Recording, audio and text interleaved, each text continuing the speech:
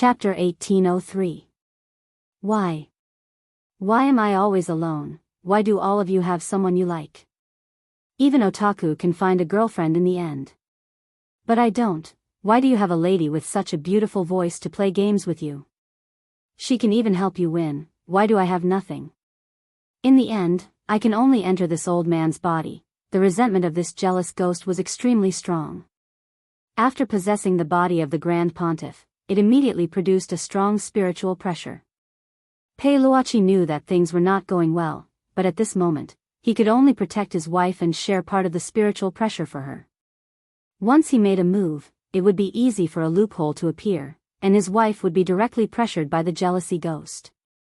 However, if he continued to protect his wife, his son Pei Xiaoyuan would also be in great danger. Bang! Therefore, without hesitation, he held the heavenly spear in his hand and fired a golden bullet at the great Pope's head. This was an immemorial bullet that was a mixture of immortal energy and spiritual energy. It was extremely powerful. According to Peiluachi's expectations, this bullet would be enough to penetrate the jealousy ghost's head, but at the same time, the explosive power of the bullet would also destroy his house. His son Pei Xiaoyuan would also be hurt. However, in order to protect both of them, Peiluachi had no other choice. However, what Peiluachi did not expect was, this golden bullet did not penetrate the great Pope's head. Instead, it was blocked by a condensed black resentment at the back of his head. The powerful resentment energy surrounded the great Pope's body, emitting a green and black protective light. It was like an iron wall that wrapped around the great Pope. Don't worry about me. Go save our son. His wife urged, shaking Peiluachi's arm with all her might. However, it was too late. How? Peiluachi was shocked. Faced with his wife's urging, his mind went blank and he felt powerless. There was a loud bang. At this moment, the great Pope, who was possessed by the jealousy ghost, punched through the wall and appeared directly in front of Pei Xiaoyuan. His face was extremely ferocious, and his eyes emitted a faint green light. Pei Xiaoyuan was scared out of his wits. He was rooted to the ground and did not dare to move at all. This kind of pressure was beyond what a child could bear. Run! Peiluachi was extremely anxious. He roared loudly. At this moment, the great Pope stretched out his long tongue and was about to tie Pei Xiaoyuan up and lick him. However, in the next second, a beam of golden holy light suddenly appeared. This holy light reward was too sudden. It suddenly exploded from Pei Xiaoyuan's desk, and then the dazzling light immediately covered the entire room. Peiluachi couldn't see what was happening. There was a loud hum, and when he came back to his senses, the light of the holy light had already faded, leaving only the Pope lying on the ground with his eyes rolled back, smoke rising from his body. What was going on? Peiluachi was extremely shocked in his heart. The jealous ghost that possessed the Supreme Pontiff's body was shockingly powerful. Even his heavenly Tao spear. Not even world-defying artifacts could penetrate it. In the end, the crisis was resolved by a sudden ray of holy light. So what exactly was this? Thinking back to when the holy light shone, Peiluachi clearly remembered that at the moment when the holy light shone, his eye power couldn't see through the holy light at all. He was an immortal sovereign. A ray of holy light that even he couldn't see clearly appeared in his house and saved his child. It's the Holy Mother. Peiluachi's wife shouted excitedly. Because of the excessive shock, her legs were still weak, so she crawled to Pei Xiaoyuan's side. Xiaoyuan? Xiaoyuan? Are you alright? She hugged Pei Xiaoyuan, who was also frightened to the point that his face was pale. The mother and son huddled in a corner, not speaking for a long time. In the end, Peiluachi was the first to react. He composed himself and walked toward the Supreme Pontiff, who was rolling his eyes. After confirming that the Supreme Pontiff had no signs of life, Peiluachi frowned. This is not good. The Supreme Pontiff is dead. The Supreme Pontiff is dead? His wife was stunned. Peiluachi sighed. Even if that ray of holy light was the Holy Mother's manifestation, the Supreme Pontiff died in our house. If this matter were to spread, it would directly affect the relationship between the Heavenly Tao Alliance and the Supreme Pontiff. Moreover, the Supreme Pontiff is an 8-star heavenly hound. I'm afraid will offend more than just the church. Let's move. His wife sobbed softly. There's no point in moving. Pei Luochi shook his head. With the Heavenly Hound's intelligence network, even if we move, they will still know our location. Moreover, acting rashly now will only arouse suspicion. He sighed. Outside, he was the team leader of the Heavenly Tao Alliance's first team. But when he returned home, he was the family head that protected this small world. Facing his wife and child, Pei Luochi had no other choice. He half squatted down and hugged his wife and son, Pei Xiaoyuan. He comforted them. Next, our family will have to go through this together. I hope that you can trust me unconditionally. This is a hurdle, and we have to get through it now. Then what should we do now? Pei Luochi's wife asked. Next, I want you to think of a way to clean up the house. Don't leave any clues or evidence behind. At the same time, don't tell anyone that the Supreme Pontiff came to our house, Pei Luochi said bitterly. He then looked at the Supreme Pontiff's corpse on the ground. As for the Supreme Pontiff's corpse, let me handle it. Now, not only do I have to put aside the relationship between our family and the Supreme Pontiff, I also have to put aside the relationship between the Heavenly Tao Alliance and the Church. For Pei Luochi, this was a huge accident. Everything seemed to have happened suddenly. The Supreme Pontiff's death was a huge bomb. If this matter was leaked, it would have a huge impact. And if outsiders knew that the Supreme Pontiff died in his house, all of Pei Luochi's explanations would be futile.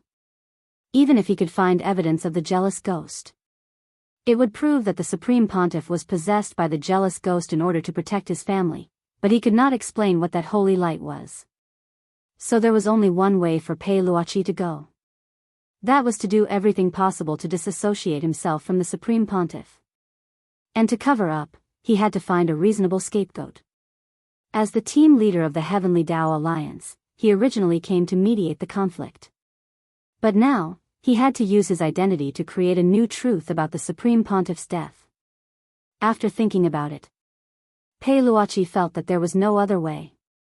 He felt that in this situation, letting Michael ACI take the blame was the best. The error-free chapter of The Immortal King's Daily Life will continue to be updated on the mobile game bar. There will be no advertisements on the site. Please collect and recommend the mobile game bar. If you like The Immortal King's Daily Life, please collect. The Immortal King's Daily Life mobile game bar is updated the fastest. Chapter 1804. This wasn't a whim on Pei Luochi's part, but the result of careful consideration. The great Pope's death had been an accident that no one had expected. If Pei Luochi took the fall now, once the relationship between the Heavenly Tao Union and the Church was exposed, it was bound to disrupt the balance between the other forces. The Heavenly Tao Union's job was to adjust the sharpness of the various forces to begin with, so that they could form a relatively stable situation under the Church's control. Therefore, he definitely couldn't bear this lightning bolt. The remaining choice was to choose between Macoxy, Madame Lavin, and Levis. Madame Ravin was currently preparing for the variety competition. In order to carry out the plan in an orderly manner, there was no way Pei Luochi would let Ravin take the fall and disrupt the established rhythm. As for the Crimson Orchid Association led by Levis, they were already at odds with Mike ACI. He had come here to mediate the conflict between Mike ACI and Levis. If he were to let Levis take the bullet now, it would be the opposite of what Pei Luochi had intended to achieve in the first place. So right now, Michael ACI was the only way out. Furthermore, given Michael Assie's status and legendary reputation in Mishio Nation, even if it was said that the great Pope had died at Michael Assie's hands in the end, the authorities wouldn't be able to do anything about this legendary general.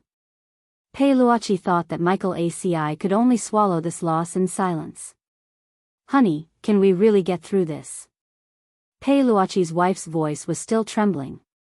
Her heart was full of regret. She had never expected their happy little family to actually fall into this situation. Now, all you need to do is to clean up the house according to my instructions. Leave the rest to me. Pei Luochi said as he hugged his wife and son tightly in his arms. At the same time, he began to think of a comprehensive plan to shift the blame to others. First of all, he had to protect the great Pope's body. At the very least, he had to delay the great Pope's death, and keep his blood circulating for a period of time to create the illusion that he was still alive. Of course, such a method was impossible to achieve under normal circumstances, but it was not difficult for cultivators of high realms. That night, on the cliff of Proud Wind Mountain in Glio City, this legendary general of Mishio Nation, Mike ACI, was sitting cross-legged. His consciousness was linked to the sky as he conversed with his friend from a distance. Such a stream of consciousness conversation would not be disturbed by outsiders, nor would it be recorded. It was a very safe method of conversation. I really don't know what the great Pope is thinking. A mafia organization like the Crimson Orchid Society is completely unreliable. I, Michael ACI, have never suffered such humiliation. If he wasn't the Supreme Pontiff, I would have exterminated him as well. Michael ACI communicated telepathically. A burst of slightly aged laughter came from the other side. Right now, the two other legendary generals of Mishio Nation were talking to Maishi, Admiral Meng Qi of the Navy and Admiral Lai Kong of the Air Force. Marine Admiral Meng Qi quickly laughed after hearing the words, "Mike, you don't know this." For the Crimson Orchid Association to be able to be so arrogant in a place like Glio City for so many years, they naturally had some connections with the church. It's fine if you just say it. After all, the great Pope's identity is extraordinary. Michael ACI sighed. Just because he's the great master of a Yuan Venerate, he can do whatever he wants. Admiral Lai Kong also laughed. Of course he can do whatever he wants if he's the great master. But you have to be careful, Michael. You can't speak carelessly about killing the great Pope. If you mess up your relationship with the Yuan Venerates in the future, it won't be worth it. I know, but after this, I'm going to make Levis regret it, Michael ACI said sinisterly. As Meng Qi and Lai Kong had said, because of the interference of the Church and the Heavenly Tao Alliance, he could only give up on this operation to destroy the Crimson Orchid Association. But as a proud person, Michael ACI was always filled with hostility towards those who disrespected him. This time, he could let Levis off for the time being for the sake of the Church. But after everything was over, Michael ACI had already decided that as a legendary general of Mishio Nation, he would impose a brand new sanction on Michael ACI. West Wind Castle in Glio City, Mishio Nation. This was one of Michael ACI's properties in Glio City, and every time he came to Glio City, he would choose to stay here. After talking to the other two generals, he felt a lot better, and immediately returned to West Wind Castle. His youngest daughter, Michael ACI, was still studying in Glio City, and usually lived in the castle. For an old father, when he was feeling extremely down, the greatest consolation was perhaps to be able to see his daughter by his side. When the gate to the castle's front courtyard opened, Michael ACI swaggered in, sword in hand. "Where is little Bei now?" he asked. The maid sweeping the floor bowed respectfully. "Young Miss is playing in the manor at the back. The head maid is standing guard by her side." "All right." Michael ACI nodded. After learning about his daughter's location from the servants in West Wind Castle, Michael ACI made a shushing gesture, intending to sneak up from a small path. However, just as he approached the manor at the back, a strange murderous aura suddenly penetrated him from under the shade of a tree. Is it an assassin? Assassins would occasionally launch sneak attacks on the general's residence. Of course, Michael ACI knew that the assassin was not targeting him, but his daughter. As long as his daughter was kidnapped, he would have the right and authority to threaten him. Therefore, when Mikoasi wasn't by his side, he found a powerful chief maid to serve Mikoasi at all times. She was specifically responsible for Mikoasi's safety. That was why when Michael ACI felt the murderous aura, his first reaction was that the assassin hiding behind the tree was to harm Michael ACI while he was on his way back. "Little thing, your luck is too bad, you just happened to bump into me," Michael ACI sneered in his heart. Without the slightest hesitation, he pulled out his sword and aimed at the tree trunk. Swoosh! A large amount of blood spurted out from behind the tree trunk and splattered on the ground. After Mykoasi sheathed his sword, the assassin who was hiding behind the tree fell into a pool of blood. Michael Aci walked to the front of the tree expressionlessly, then turned the assassin over with his foot. When the assassin's face was revealed, Michael Aci's expression instantly changed. The Great Pontiff? The Great Pontiff. Why was he here? Michael's heart was filled with shock. He had just expressed his dissatisfaction with the Great Pontiff's decision to the other two generals and had even said that he wanted to kill the Great Pontiff. Now, the Great Pontiff had really died by his sword. If the Yuan Venerate knew about this, he would definitely be in deep trouble. Michael Aci broke out in a cold sweat. He did not know why the Great Pontiff would appear here. But judging from the current situation, the Great Pontiff had been killed by him. His general's sword had a very special sword mark that could not be deceived. There's no other way. Michael Aci's mind was racing as he tried his best to think of a way to disassociate himself from the Great Pontiff. Then, he thought of a very suitable candidate to take the blame, Levis. Chapter 1805. Making a move against the church was something that Mykoasi had never imagined. Although he had talked about killing the great pope in his conversations with his friends, what an adult said and what they truly thought were often not the same. Mykoasi was well aware of the stakes involved. His attitude toward the great pope was perhaps the same as his old father's. Perhaps it was because of his old age and the fact that the great pope's style tended to be more moderate, which was why he was very different from Mykoasi. Mykoasi was dissatisfied with the great pope, and would occasionally say malicious things like, "You old thing, are you going to die or not?" But when he actually met the great pope, he was still very respectful. This was because the great pope was the great master of Meishio's Yuan Venerate. He was loyal and devoted to his country, and followed the Yuan Venerate's lead. Although he was arrogant and conceited, he had never thought of usurping power. As a legendary general of Meishio Nation, Mykoasi considered himself to be very professional, but he had never thought that he would actually walk down this path today. He had actually mistaken the great pope for an assassin who had broken into his West Wind ancient castle residence, and stabbed him to death. Mykoasi, who had never crumbled even when facing hundreds of thousands of enemy troops, instantly panicked and didn't know how he should face all this.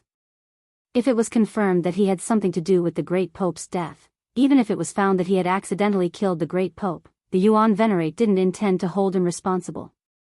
But he would become the focus of the people's condemnation, and all the good reputation he had built up in his native cultivation country over the years would go down the drain. Of course, this wasn't the most frightening thing. He was more worried about his daughter, Mykoasi Abe. If something happened to him, his daughter would be implicated as well. Although the great pope's realm wasn't high, he still had a lot of loyal followers who he had built up over the years through faith. Abe. Don't worry, Dad absolutely won't let you be implicated. Mykoasi made up his mind at that moment. Sacrificing Levis was the only way now. He had no choice but to do so. At the same time, if Levis took the fall, he could legitimately dispatch troops to get rid of the Scarlet Orchid Association as well. When the time came, he could act first and report later, directly kill Levis and bury the truth. He would not give Levis any chance to defend himself. Therefore, the most urgent matter at hand was to treat the injuries on the Pope's body. The real cause of death could not be covered up, and that sword strike of his was probably the fatal wound on the Pope. The stab was very deep, and the shape was special. Only the general's sword could cause such a wound. That was why Mykoasi had to create the illusion that the High Pontiff was still alive. He had to use some means to stop the wound, repair the sword wound, and replenish the High Pontiff's blood, so that the blood could continue to flow through his body for a while. Although he would have to pay a huge price to forge such an illusion, in order to preserve the current situation and protect his daughter, he had no choice but to do it no matter how big the price was. At the same time, in the backyard, Mike Abe was sitting on a swing with a book in his hand. The head maid looked in the direction of the cobblestone path and frowned slightly. The general is already here. Why isn't he here yet? Was it because of what had happened? Does Miss want to take a look? Don't worry about him. Maiko Abe answered calmly, He might have run into the Great Pontiff on the way. Supreme Pontiff? The Great Pontiff is here? Yes. Mike Abbé smiled. I saw the Great Pontiff coming here earlier, but he did not respond when I spoke to him. I only reminded him that my father would definitely pass through the cobblestone path to visit me today, so it would be best for the Great Pontiff to wait for him by the side. Do you think my father killed the Great Pontiff as an assassin? That would be interesting. Miss, you must be joking. The head maid wiped the cold sweat off her forehead and smiled bitterly. Assassins all have a murderous aura. If the Great Pontiff was here to see the general, why would he have such a murderous aura? The two must have bumped into each other and were having a conversation. Yes. That's true. Mike Abbé nodded and continued to read the collection of works in his hands. Miss, you've read this collection of works several times, but why do you only read this one every time? You don't understand. Mike Abbé's eyes flashed. It's like a speck of dust in this era. It's too beautiful. After the meeting at St. Peter's Cathedral, Madame Lavin and Levis found a private clubhouse for a private talk. The place was surrounded by the Crimson Orchid Association's mafia members and white warriors. Lavin, since there's only the two of us here, I'll get straight to the point. Levis crossed one leg and stared at Madame Lavin. Actually, it wasn't the Heavenly Tao Alliance and the Church's intention to protect me. Isn't that right? Oh. President Levis, why do you say that? Madame Lavin smiled. Although the Crimson Orchid Association is related to the Church, the Crimson Orchid Association is just a mafia that occupies some territory in Glio City. It's a dispensable existence. Levis said, it's just that this time, they happen to be dealing with the Battle Sect and the Huagua Water Curtain Group, so they use the Crimson Orchid Association as cannon fodder.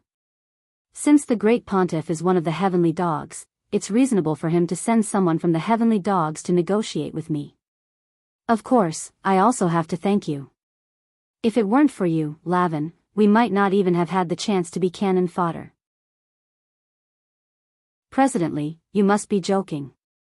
This was just a stopgap measure. Seeing that she couldn't hide it anymore, Madame Lavin said bluntly. What benefits did the Church promise you when you mentioned this plan? Is it to directly take over my position as president after the deed is done? Levis laughed. Lavin, you've really made a good plan. If number 60 High from Huaxiao Nation loses this competition, not only will you not give up control of your wall wolf cultivation supermarket, you'll also directly swallow up my Crimson Orchid Association. Hearing this, Madame Lavin continued to smile. But from what President Lee says, you don't seem to hate me too much. Of course I don't hate you. Instead, I have to thank Lavin. If it weren't for you, I'm afraid I wouldn't be able to see the sun rise tomorrow. Even if I hate you, I also hate the Church. We've worked together for so many years, but they didn't even give us a chance. If it weren't for you. At this point, Levis's eyes were red as he gnashed his teeth and said, if I had the chance, I really wanted to kill that old thing, and stir up a reign of terror in St. Peter. Chapter 1806. It didn't feel good to be used as a chess piece. Ever since Levis became the president of the Crimson Orchid Association and started working with the Church, he had imagined how the Church would deal with him if they felt that he was useless one day. He thought that the Church would be as kind as the Virgin Mary and talk about martial ethics, but he didn't expect that abandoning the entire Crimson Orchid Association was still the Church's first choice when faced with related problems. If it wasn't for Levine, Levis felt that he would have become a rotten corpse that was casually abandoned in a hidden corner of the street and slowly turned into bones that would be eaten by the stray dogs in Glio City. Thus, Levis now. He hated. He really wanted to kill the great Pope. If he really did it, it might be possible. Because the great Pope's realm was not strong, but because of his identity and the protection of masters, it was rare for the great Pope to leave alone. He might only let his guard down when he entered a friend's house. But who were the great Pope's friends? Just a few hours ago, the arrogant My ACI was one, and Team 1 leader Pei Luoqi of the Heavenly Tao Alliance was another. With these two peerless masters as friends, he naturally didn't have to worry about his safety when he went to their houses. So to sum up, there were very few chances to find the great Pope alone. Levis was well aware of the stakes involved. Admittedly, he was just thinking about it to relieve the anger in his heart, and he was not really going to kill the old man. Presently, you don't have to be so angry. Our sincere cooperation is the way of the king. Madame Lavin smiled again. Her rich and meaty face seemed very elastic when she smiled. Levis could only smile bitterly. When he first saw Lavin, he felt that this woman who hid a dagger in her smile was not easy to deal with, but he didn't expect her to be so scheming. These years, she had been running a large supermarket chain under the guise of a variety show producer. It seemed like she was doing legitimate business, but she was actually running a variety of illegal businesses. Levis looked at the white warriors who stood solemnly around him and felt a deep sense of irony. Forget it, the current situation was not in his favor. He could only think of a way to make a concession first, and then come up with a long-term plan. He, Levis, would take back what belonged to him sooner or later. With that in mind, Levis took the initiative to stand up and extended his hand in a gentlemanly manner. Well then, Madame Lavin, I hope that we can cooperate sincerely in the future.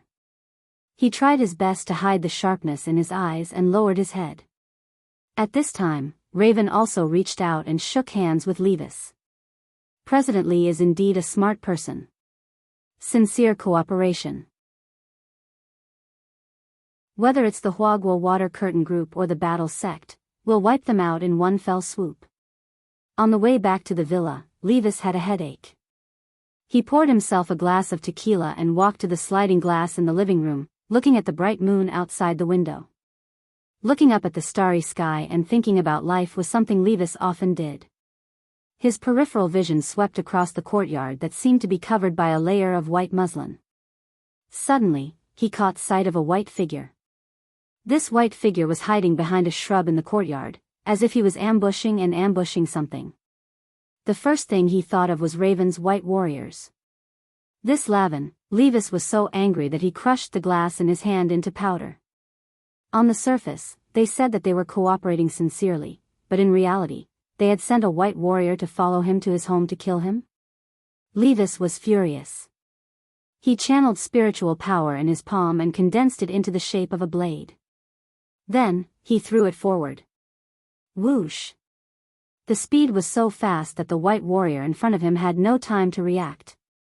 This small flying knife formed from spiritual power directly pierced through the white warrior's head. Levis was determined to kill and did not leave any leeway. Even if Raven found out, he was not afraid.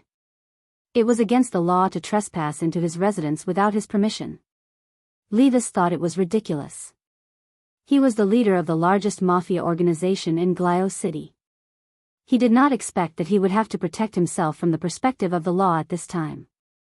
If he had not chosen to walk the path of the Crimson Orchid Society's president and instead become a law-abiding citizen, even if his life was worse than now, he would at least be able to live a stable life, right? Levis sighed in his heart.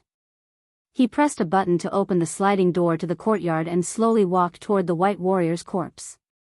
At this time, Levis had already prepared the corpse decomposing water. This was one of the common methods of the mafia. It was to erase everything without leaving any traces after such an accident. Just as he was about to dump the corpse, he suddenly realized that the face of the corpse seemed a little familiar. Levis's mind went blank. Then, he was completely stunned. This was the Great Sect Emperor. At this time, his mind was like a thunderclap. And he could not figure out why the Great Pope would appear in his courtyard in the clothes of a white warrior, but one thing was certain. He had already killed the Great Pope. And he had used a flying knife formed from spiritual power to pierce through the head. As long as the spiritual power gene molecules were extracted during the autopsy and compared with his own, he would not be able to escape the punishment of a Yuan Venerate.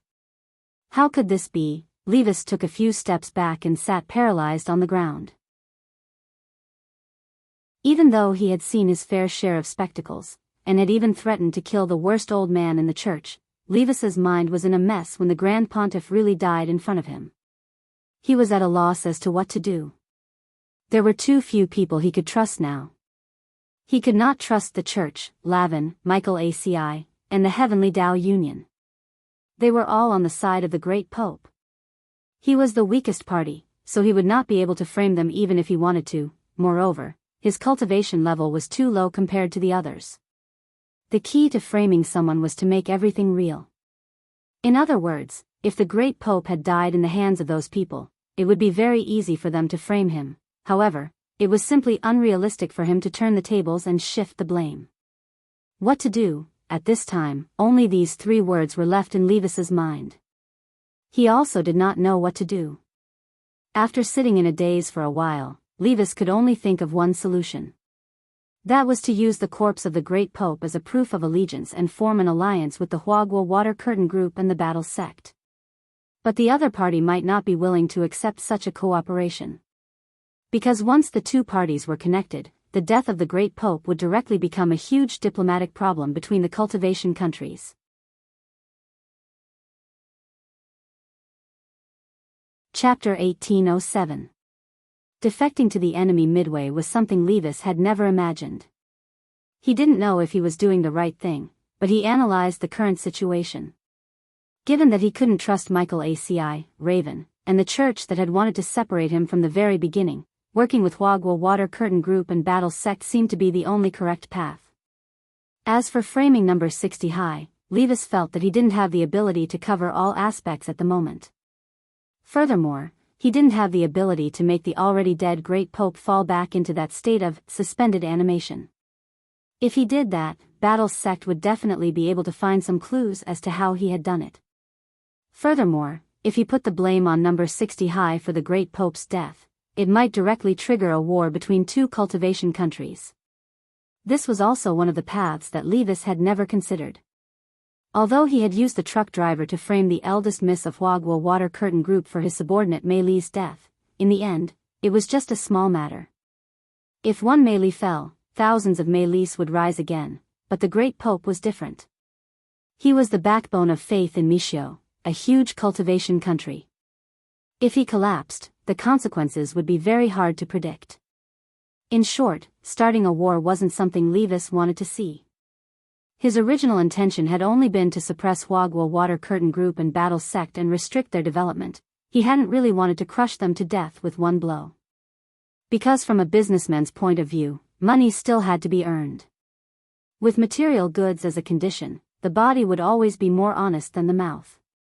Once a war broke out, it would always be the people of the 2 cultivation countries who would suffer. Without a stable living environment, how could they earn money at ease? After quickly packing up the great Pope's body, Levis put it in a huge fridge, and then put the fridge into his space with a storage bag. By the time he was done, it was already early in the morning. He could only talk to Lotus Sun now, so he had to go to number 60 High's hotel, and he had to do it under the cover of night. Otherwise, it would be too conspicuous to move a corpse on the road. Levis was in the car. He had just driven out of his villa when he saw through the rearview mirror that someone was actually chasing him at a very high speed. Who sent this person? Levis instantly became nervous. A very strong murderous aura. It spread all the way to the back of his neck. It made his hair stand on end. At the same time, he slammed on the accelerator and increased the horsepower to the maximum. At the same time, he pressed the button on the car's wings and rushed straight into the sky. However, the person chasing him did not give up and directly took out his spiritual sword and followed behind him. Only then did Levis realize that there was more than one person chasing him. From all directions, the black-clothed men who were chasing after him formed an encirclement, as if they had planned this beforehand. What were these people trying to do? Could it be that he had already discovered that he had killed the great Pope?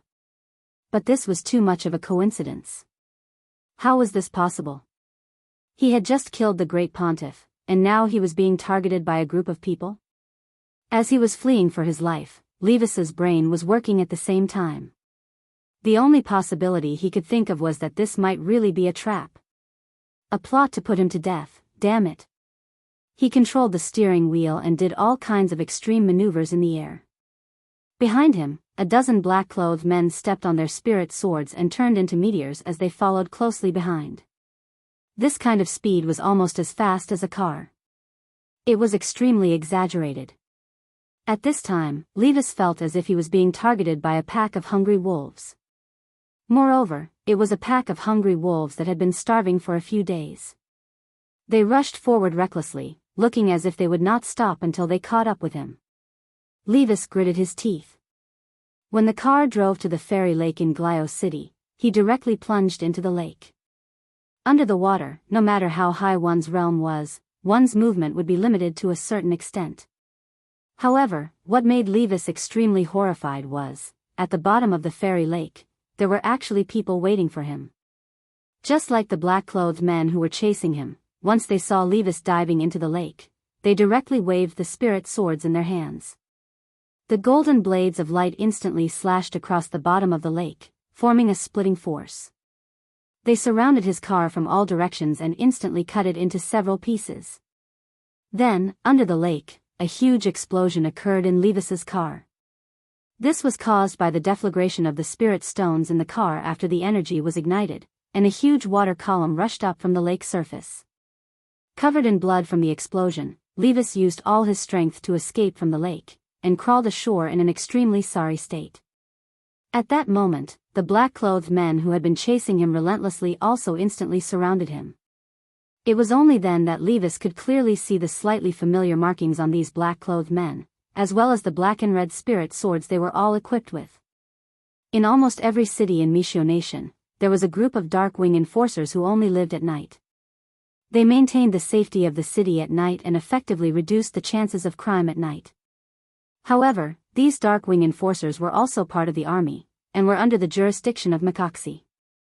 Levis knew that there was such a group in Glio City, but this was his first time seeing them in person. "You're Makaxi's men." His vision was blurry as Levis saw who this group of black-clothed men were. "Mr. Levis, because you're suspected of being involved in the disappearance of the Great Pope, we're here on General Makaxi's orders to arrest you. We hope you'll cooperate." The leader of the black-clothed men stepped forward. "I see." In an instant, Levis understood everything. All of this was revealed in his mind with a single glance as Michael ACI revealed his identity to the public.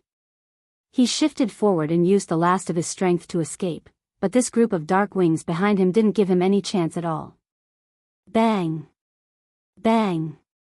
2 gunshots rang out in quick succession from that black and red special spirit sword and hit both of his calves. Levis knew that there was no way for him to escape. He closed his eyes and sighed in his heart. At the same time, he wondered why he had fallen to this state. At that very moment, amidst the deathly silence, he suddenly heard the sound of a few people falling to the ground. Just beside him, a few dark wings had suddenly falling right beside him. It was a youngster with snow-white hair. He had suddenly appeared here like a ghost, like the incarnation of Dark Shadow.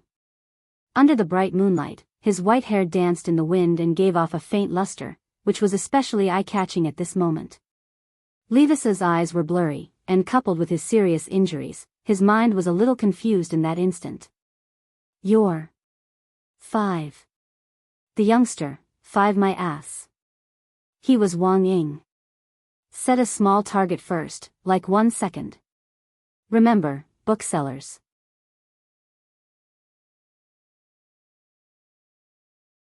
Chapter 1808. In the nick of time, Wang Ying appeared by the shore of Fairy Lake and protected Levis, who was surrounded by Dark Wing. Facing the sudden appearance of the white-haired young man, the group of dark shadows was stunned. They wiped their smart law enforcement goggles. Technological means were completely ineffective in front of Wang Ying. They couldn't see Wang Ying's face at all. All they could feel was a mass of nothingness. One of them took off his smart enforcer mirror and tried to use his own spiritual energy to test Wang Ying. In the end, he screamed in pain and fell to his knees with bloodshot eyes. An existence that could not be seen, this was something that only the upper almighty beings could do. In an instant, these dark wings' eyes stared blankly and their nerves tensed up. Who was this person, and why was he here? Leader, what should we do now? Seeing this, the members of Dark Wing communicated with each other through voice transmission. They really did not know what to do. Wang Ying was too powerful. If they fought him head-on, they would only die. On the other hand, they were here under Maxie's orders. Military orders were absolute. They had to bring Levis back. If they failed the mission, they would probably be punished. If they returned unscathed, they would probably die. After thinking it over, the leader of Dark Wing took a deep breath. He took off his smart enforcer mirror and took out a cigarette in front of Wang Ying. After lighting it up, he put it in his mouth and stared at Wang Ying. Senior, we're here under General Maxie's orders. I hope you won't make things difficult for us.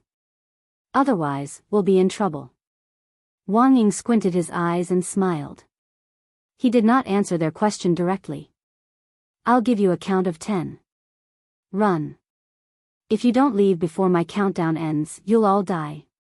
He stared at Dark Wing, who was in the air without fear. Then, Senior, please forgive us for our offense. The party leader of Dark Wing took a step forward. Using a hand gesture as a signal, he instantly linked the members around him to form a sword formation. The moonlit fairy lake rippled at this moment. The spiritual light emitted by the combined sword formation shone down from the sky and was reflected on the surface of the lake, forming a clear circle of spiritual tattoos. He didn't believe that Wang Ying would really attack them.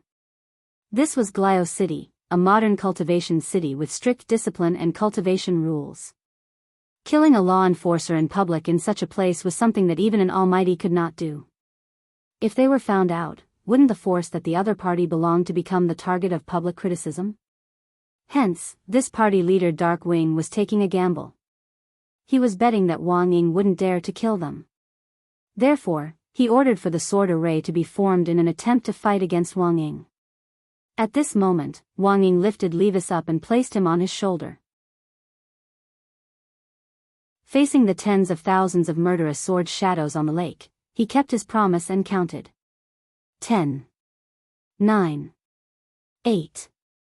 From the beginning to the end, he maintained his smile. It was the kind of relaxed demeanor that exuded a terrifying pressure at the same time. With every number he counted, Dark Wing could feel a terrifying bloodlust surging up his spine. 7, 6, 5, Wang Ying was still counting down.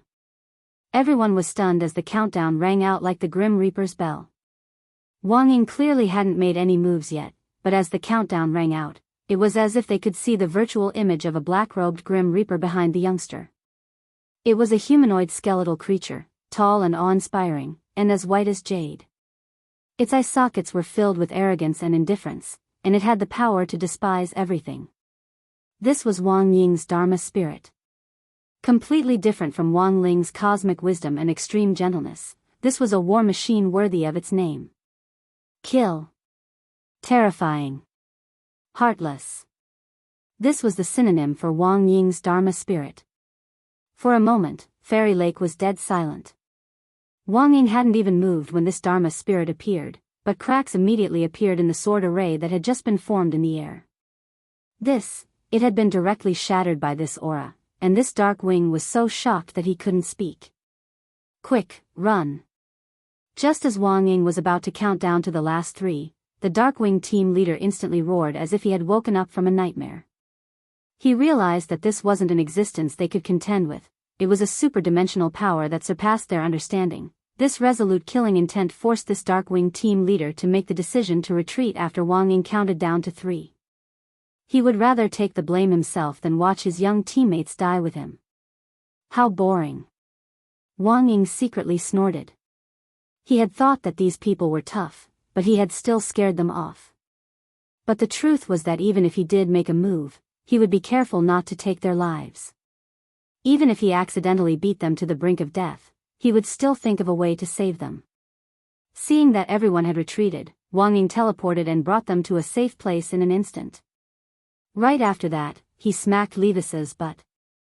You, wake up, stop pretending. Levis immediately opened his eyes. Wang Ying threw Levis down, and only then did Levis realize that he was at the top of the Star Tower.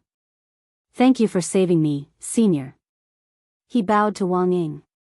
While Wang Ying was confronting the group of dark wings, Levis realized that his wounds had all healed. Wang Ying had used a healing spell to heal them.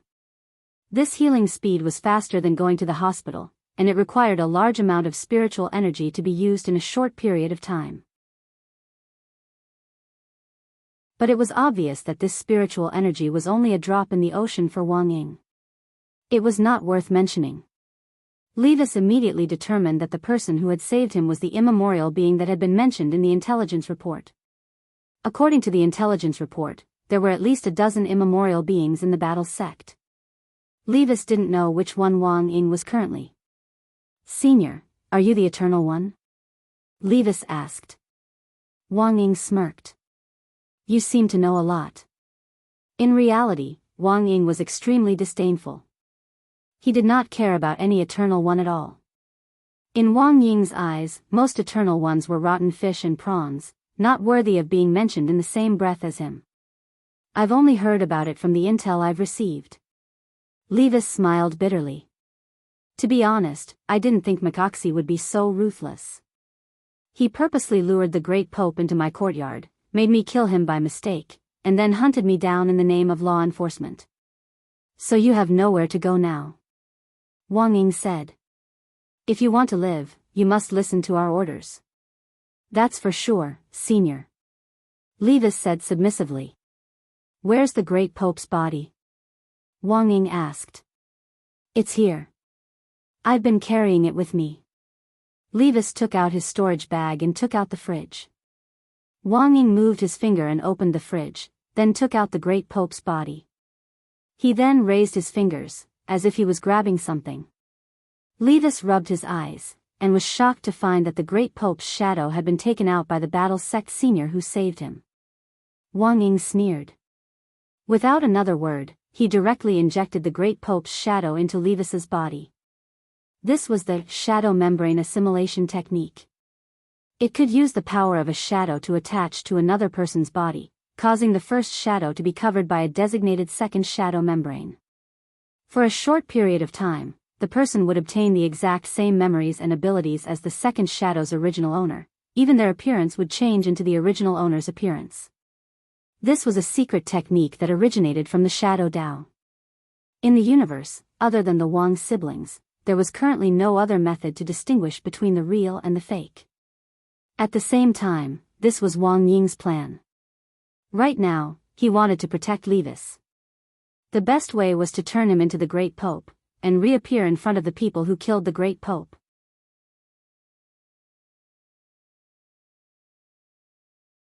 Chapter 1809. Everything was going according to plan. Levis, who had assumed the identity of the Great Pope, was no different from an obvious wolf in a werewolf hunt. Even if Mikoasi and Poloki knew that the Great Pope was already dead and that the person in front of them might be a fake pope, they wouldn't act rashly. They would only secretly plot to verify the Great Pope's true identity. Unfortunately, given the current methods on Earth, there was no way to see through Wang Yuan's disguise under the shadow assimilation spell. Levis's shadow had already been surrounded by the Great Pope's shadow, and he had obtained all of the Great Pope's memories, while he himself was the Great Pope himself.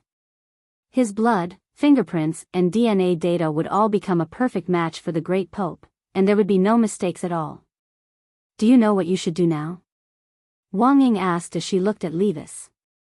This kind of disguise was already beyond Levis's imagination.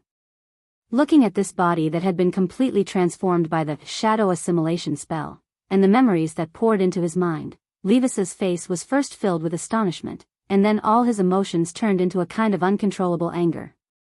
He had inherited the Great Pope's will, and had even more so obtained all of the Great Pope's original thoughts and thoughts. Not only did he know that the church planned to attack Huagua Water Curtain Group and Battle Sect, he also clearly understood the Great Pope's attitude toward him. Now, Levis knew everything. He knew that the church had indeed intended to abandon him from the beginning. Furthermore, because of Raven's persuasion, the church hadn't changed their initial strategy toward him. For the church, he was now just a useless pawn, and a pawn that knew too much. After using him, they had to destroy him once and for all. According to the church's original plan, after Raven completely took over Scarlet Orchid Association, they would take advantage of Levis's slack to get rid of him as well. That woman, she knew from the beginning that the great Pope still wanted to get rid of me. To think that she could even talk about sincere cooperation. Levis smiled bitterly. He felt disgusted at being so deeply deceived that his stomach churned and he retched. He had thought that his relationship with the church was unbreakable, but he had never thought that the White Warriors that Raven had secretly formed over the years would form an unimaginable bond with the church. It was also this layer of fetters and deeper cooperation that caused the church to completely abandon him. Levis had been completely kept in the dark before, and had no idea about this at all. Now that he was the great Pope, the fog in front of his eyes instantly cleared up. He began to disgust the church, and hated the great Pope, Raven, Michael ACI, and that heavenly Tao alliance that only knew how to smooth things over, of course. What made him even more disgusted was Heavenly Dog, who had been plotting behind the scenes. Even the great Pope was one of the leading members of the Tengu. The infiltration of this organization and the influence it would bring in the future were immeasurable. At this moment, Levis looked at Wang Ying.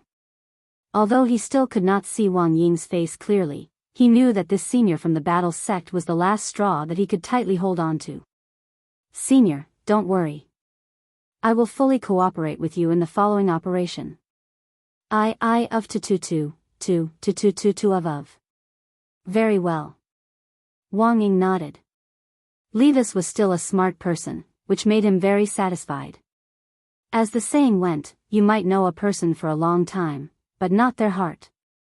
This shadow assimilation spell allowed Levis to completely understand the role of the church, and completely cut off the last bit of trust he had in the church.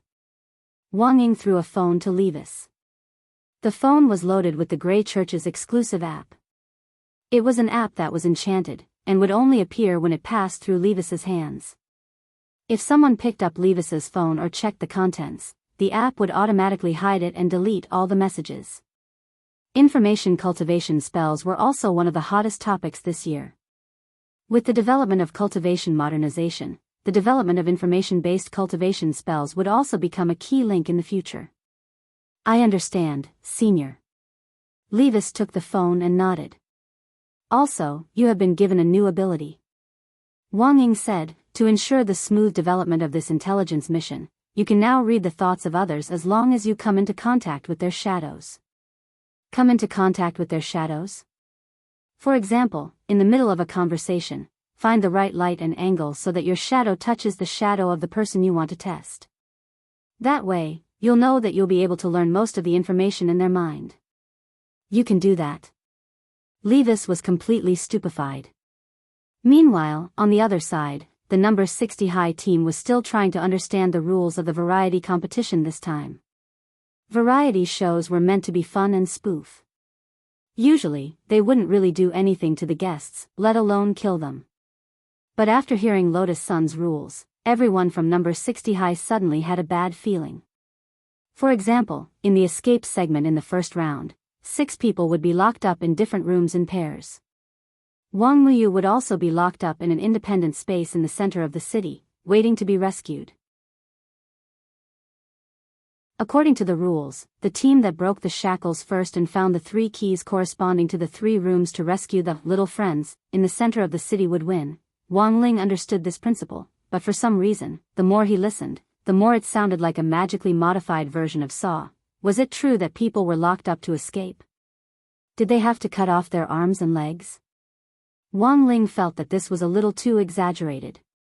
But given the current situation, they had to participate in the variety competition, so how to split them up was a problem. How about this, I'll split up with Old Gua. Fang Xing and classmate Li Yuyue. Let's split Lingzi with Boss Sun, Super Chen suggested at that moment. In his view, this was a flawless grouping plan. Their original purpose in coming to Glio City had been to help out. Thus, they hadn't forgotten their original mission. Lotus Sun hadn't expected Super Chen to actually be so awesome, and was instantly moved to tears. Super Chen gave Lotus Sun a thumbs up, then patted his chest to tell her that he hadn't forgotten his original intentions. Wang Ling saw all of this simple body language, and knew very well what it meant. but this kind of grouping was still a little unstable for Wang Ling. After all, this meant that the strongest people would be grouped into one group. He and Lotus Sun were both very strong. With Fang Xing taking care of Li Yuyue, they naturally didn't have to worry about escaping. It was just Super Chen and Hero Gua. One had a blessed mouth and the other had many uncles. Who knew what kind of trouble these two would come up with together? Chapter 18:10. A mysterious senior had protected Levis, and the entire Darkwing Brigade was heavily injured. This was the latest news Maiko ACI received at dawn. Originally, the Darkwing Brigade that he had assigned to capture Levis had been carefully selected by Makoxy. Every single one of them was a talent. In the end, under the protection of a mysterious senior, the entire Darkwing Brigade's operation was thwarted. Wang Ying, on the other hand, felt wronged because he really did not make a move. If he had, none of the Darkwing Brigade members would have returned alive. Unfortunately, even if he did not make a move, the Darkwing Brigade members were still injured, and all of them were bruised. As for the most heavily injured person, it was the Darkwing leader who was lying on a stretcher with several broken ribs. General. It's your subordinates' fault. He said weakly, his face pale. Maiko ACI could tell that this was not an act, but a real injury. There's no need to say anything. Maikoasi returned the gesture and held his hand. He was touched by the fact that these Darkwing members were putting their lives on the line. He could guess that the person who protected Levis was someone sent by the battle sect, and it was most likely an ancient one. In the face of a battle that was impossible to win, this party leader Darkwing still took the lead and led his brothers to charge forward in unison. Although Makosai did not witness the scene at that time, he still felt extremely moved when he imagined it. Facing this group of warriors, he naturally could not criticize them. Rest in peace and recuperate. I understand the situation. Maiko ACI said. Although he was usually strict, he was kind to his subordinates. As long as they tried their best, he would not make things difficult for them. Although what he did not know was that after Wang Ying left with Levis, this group of Darkwing squad had beaten each other to the point of crippling themselves. If it was not for that, the Darkwing Brigade leader felt that he would not have survived this ordeal. After sending off the Darkwing Brigade, Maiko ACI's expression was solemn for a long time. Based on the current situation, Levis was most likely rescued by someone sent by the battle sect, and he did not know Levis's exact location. However, if he could not find Levis, he was worried that his plan to frame Levis would be exposed. General. At the entrance of West Wind Castle, an army soldier suddenly ran in from afar. What is it? The Great Pontiff wants to see the general, the soldier said. Great Pontiff? Maikoasi was stunned, and his mind went blank on the spot. He thought he had misheard. However, after thinking about it carefully and confirming that it was the Great Pontiff, he came back to his senses in shock. That old man, he had clearly already, why did he suddenly come back to life? Maikoasi thought about it and came up with a general possibility. This Great Pontiff might not be the real Great Pontiff. How could a dead person come back to life? Levis. Maiko ACI chewed on the name carefully. His lips curled into a cold smile. He had more or less made a judgment on this matter.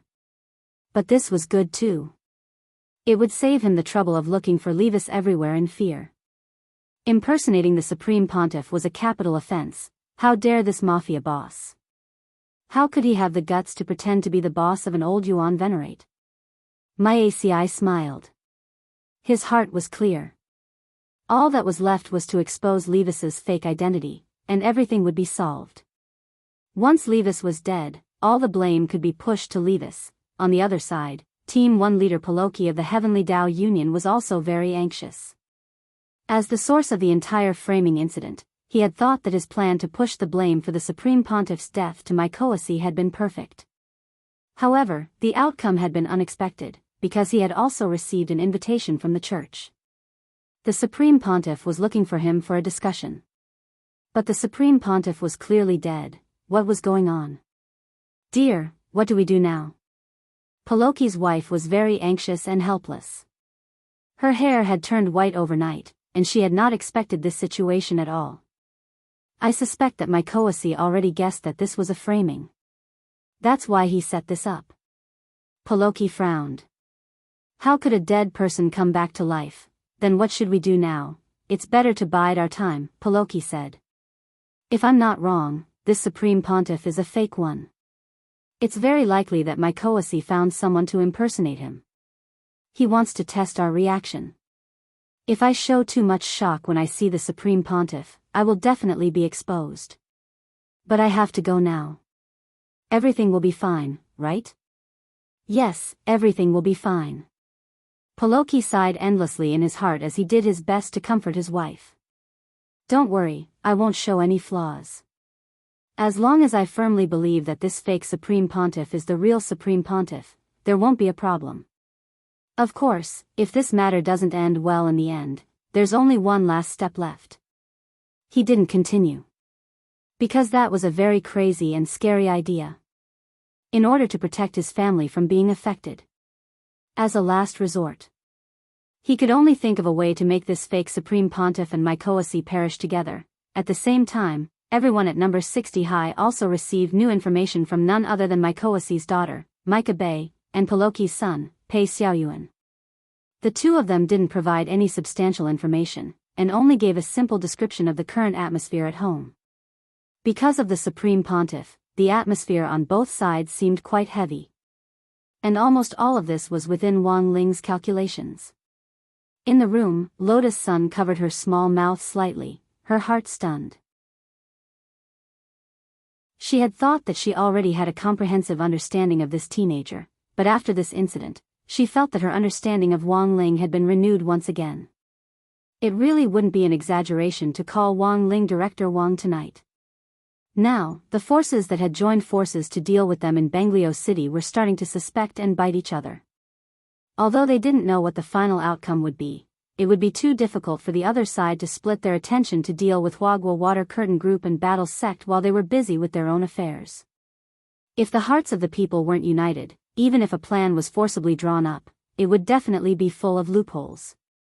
In fact, even Wang Ling himself hadn't expected that with just a few arrangements, the other side's rhythm would be completely disrupted.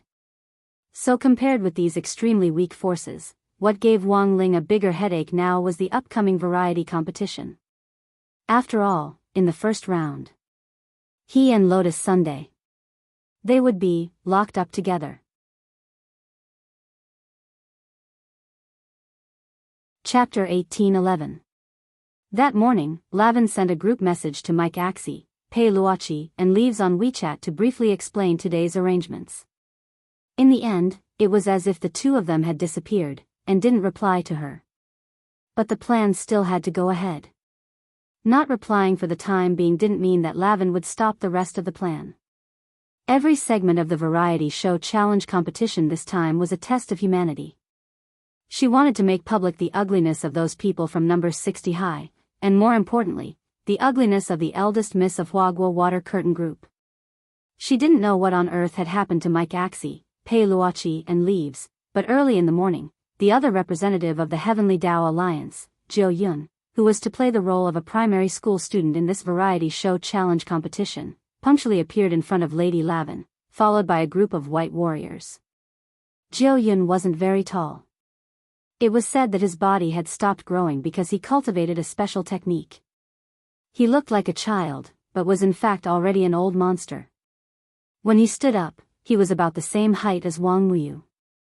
He wore a black one-piece work outfit, had long light blonde hair, and even had earrings in his ears. His eyes were bright, and from a distance, he looked like a little girl. Lord Jiu Yun, I've been waiting for you for a long time. Lady Lavin stood up and warmly shook his hand. Jiu Yun looked at Madame Lavin's hand with disinterest. In the end, she only extended her index finger and touched her finger symbolically. She had quite the personality. When will the operation begin? Jiu Yun didn't say much, and asked directly. Very soon, Lord Jiu Yun. But before that, you need to change your image a little. To be honest, you don't look like a child at all. Lavin smiled. Lord Jio-yun is playing the role of a primary school student this time, so his overall temperament is more like one. I've already prepared the props and school uniform for Lord Jio-yun. I hope Lord Jio-yun can take off your accessories and hide your tattoo. Your hair. Don't touch my hair, Jio-yun looked at Lavin and said firmly. Okay. I won't touch your hair. Lavin had no choice but to agree. Lord Jio-yun, do you have any other instructions? Jio-yun lowered her small head and pondered for a moment. Then, she raised her head and looked at Lavin. If I can't control myself during the challenge and make a killing move, you'll take care of it later, right? This, naturally. Lavin nodded her head. However, I hope that Lord Jio-yun can control himself as much as possible. You can injure him, but you must not kill him. I can only do my best. Jio-yun said, I'm acting as an elementary school student, but I'm not really an elementary school student. That kid at number 60 high is a proper primary school student. I hate brats the most. If that brat attacks me, I really won't be able to hold myself back. Before coming here, Jio-yun had already gone through the information on everyone from number 60 high in detail. They were just a few foundation establishment students, and didn't look like they were worth paying attention to. In particular, Wang Muyu was taking part in the competition with a 6-year-old child. In Jio-yun's opinion, Wang Muyu was simply a burden to everyone at number 60 high. Apart from that Miss Sun, there was nothing worth paying attention to at all in the data. Jio-yun also didn't know why so many experts had died at number 60 high. It was Wang Ling's first time participating in the recording of a variety show. Early in the morning, thanks to Wicked GPS, they smoothly arrived at the agreed filming location. This was a large sports center in Griot City, which was only used for large-scale national cultivation sports events. Previously, it had often been requisitioned by Griot City's local cultivation troops as a military demonstration and training ground. But now, Lavin had actually requisitioned this vast piece of land for the recording of a variety show, and had even remodeled the interior. One couldn't help but sigh at Lavin's strength and methods. This large sports center had been built in a desolate part of Griot City. Originally, there had been a tall mountain here, and the entire gymnasium had been built against the mountain. The inside of the mountain had been directly hollowed out to make room for the gymnasium. The key was that the exterior structure of the mountain had been preserved as a whole through the technical excavation, and the spirit veins under the mountain hadn't been destroyed. Even a spirit gathering array didn't need to be drawn. This was a natural place for cultivation and seclusion. For the recording of the variety show this time, Lavin had once again invested heavily in remodeling the interior structure of the sports center.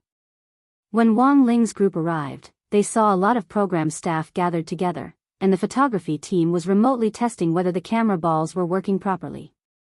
It was such a huge lineup that Wang Ling felt a little uncomfortable.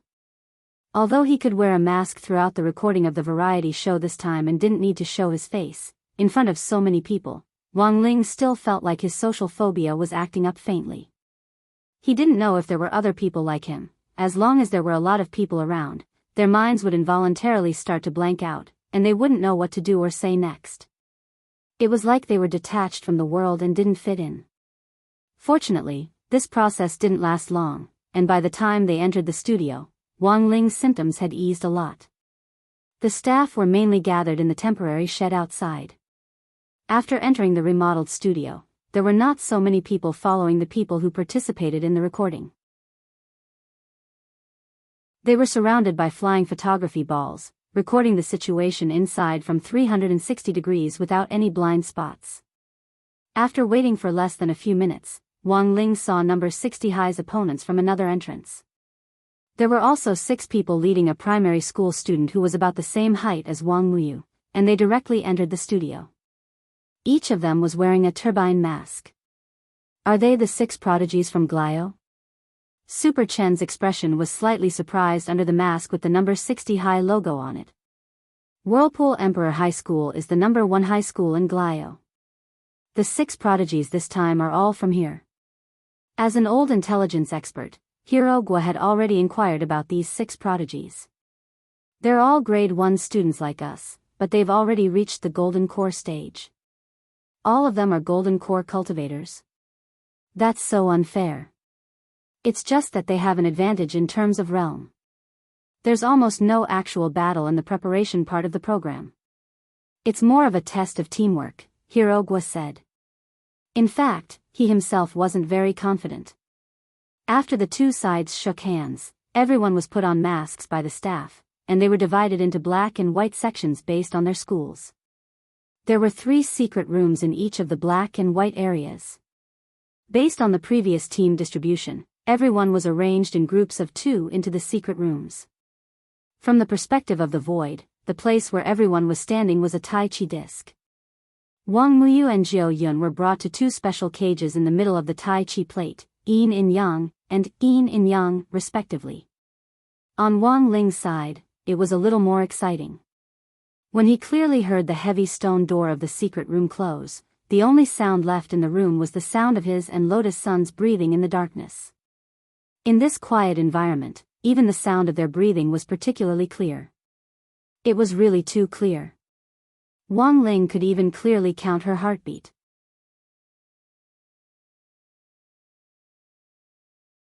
Chapter 1812. Wang Ling and Lotus Sun were locked up in a square secret room that was 80 feet long and wide.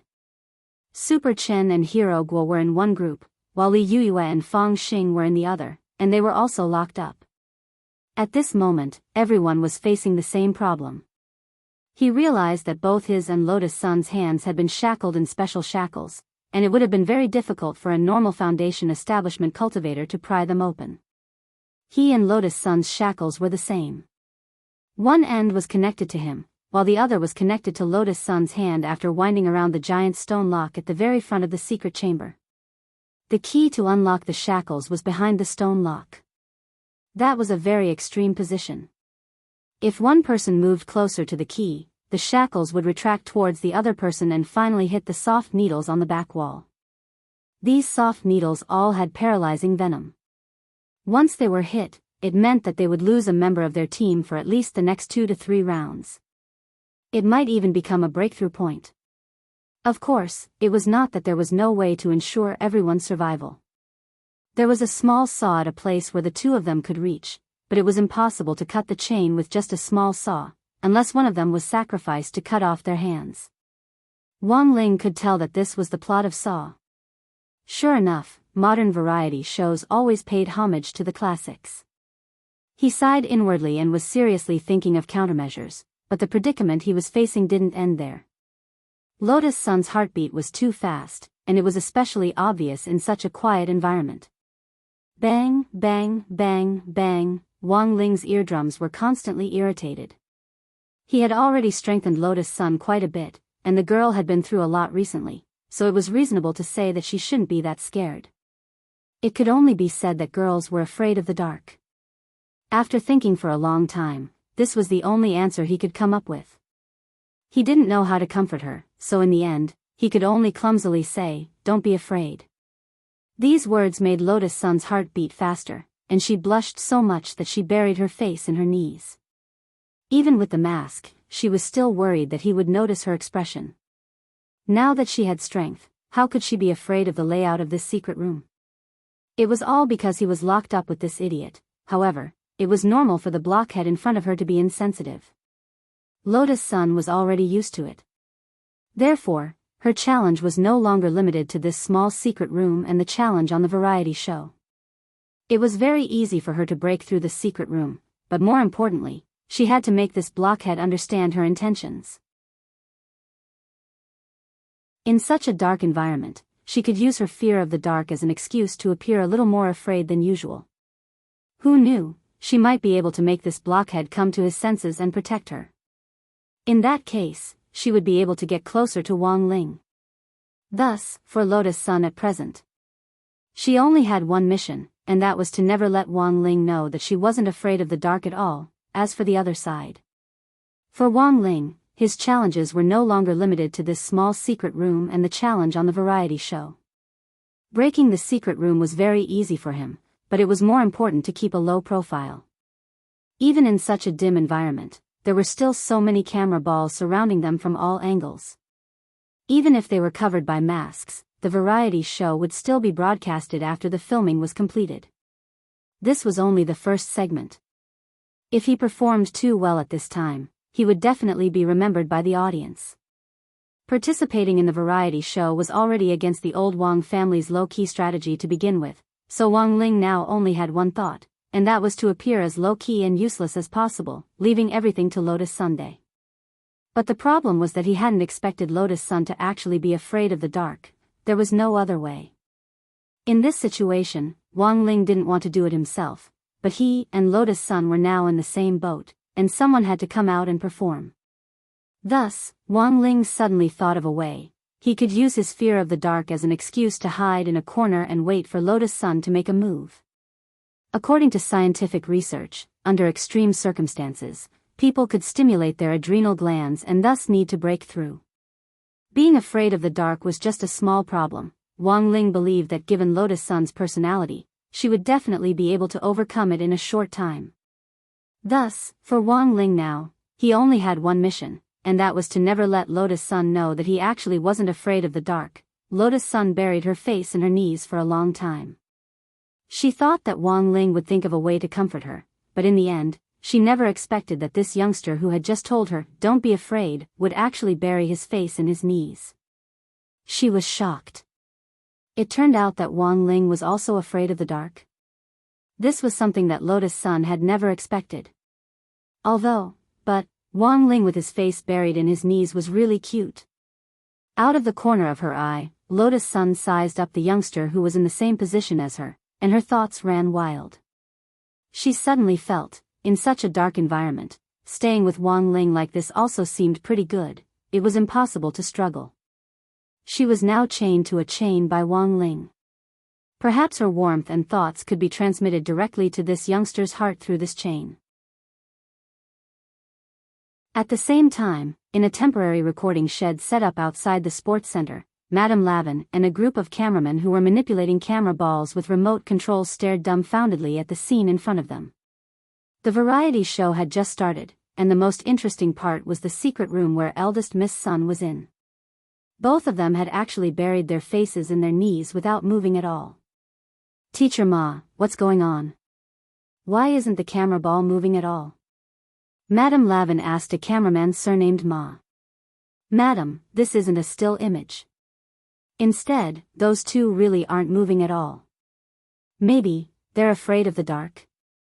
This cameraman smiled bitterly. "In theory, this is also a sign of tacit understanding, but there's nothing we can do about it in this situation. We can only let them find a breakthrough on their own." Madame Lavin had already suspected that there was a hidden expert among the number 60 high team. She had thought that through this segment, she would be able to find out who the hidden expert was, and had focused most of her energy on Lotus Sun and Wang Ling's team. A woman's intuition told her that these two were the most likely suspects. But Madame Lavin had never expected them to actually be afraid of the dark.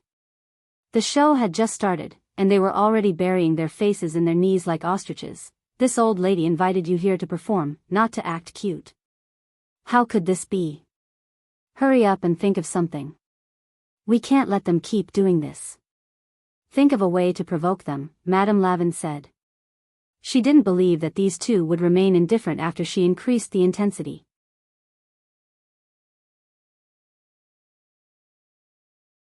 Chapter 18:13.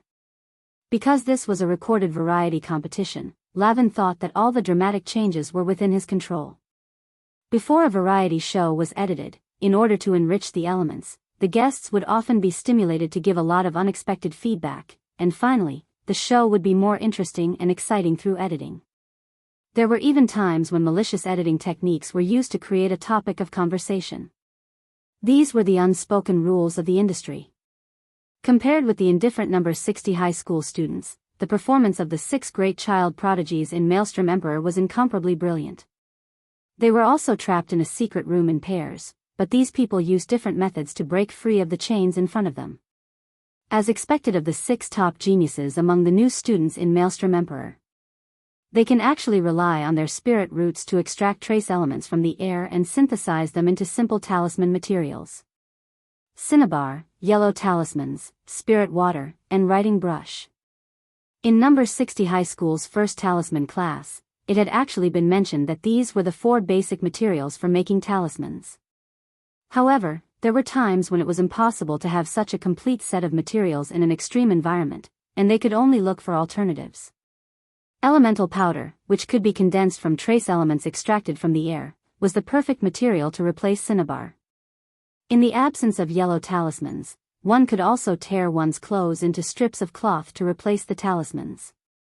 High-ranking almighty beings could even directly bite their fingertips to draw talismans on the rough ground or even in the air.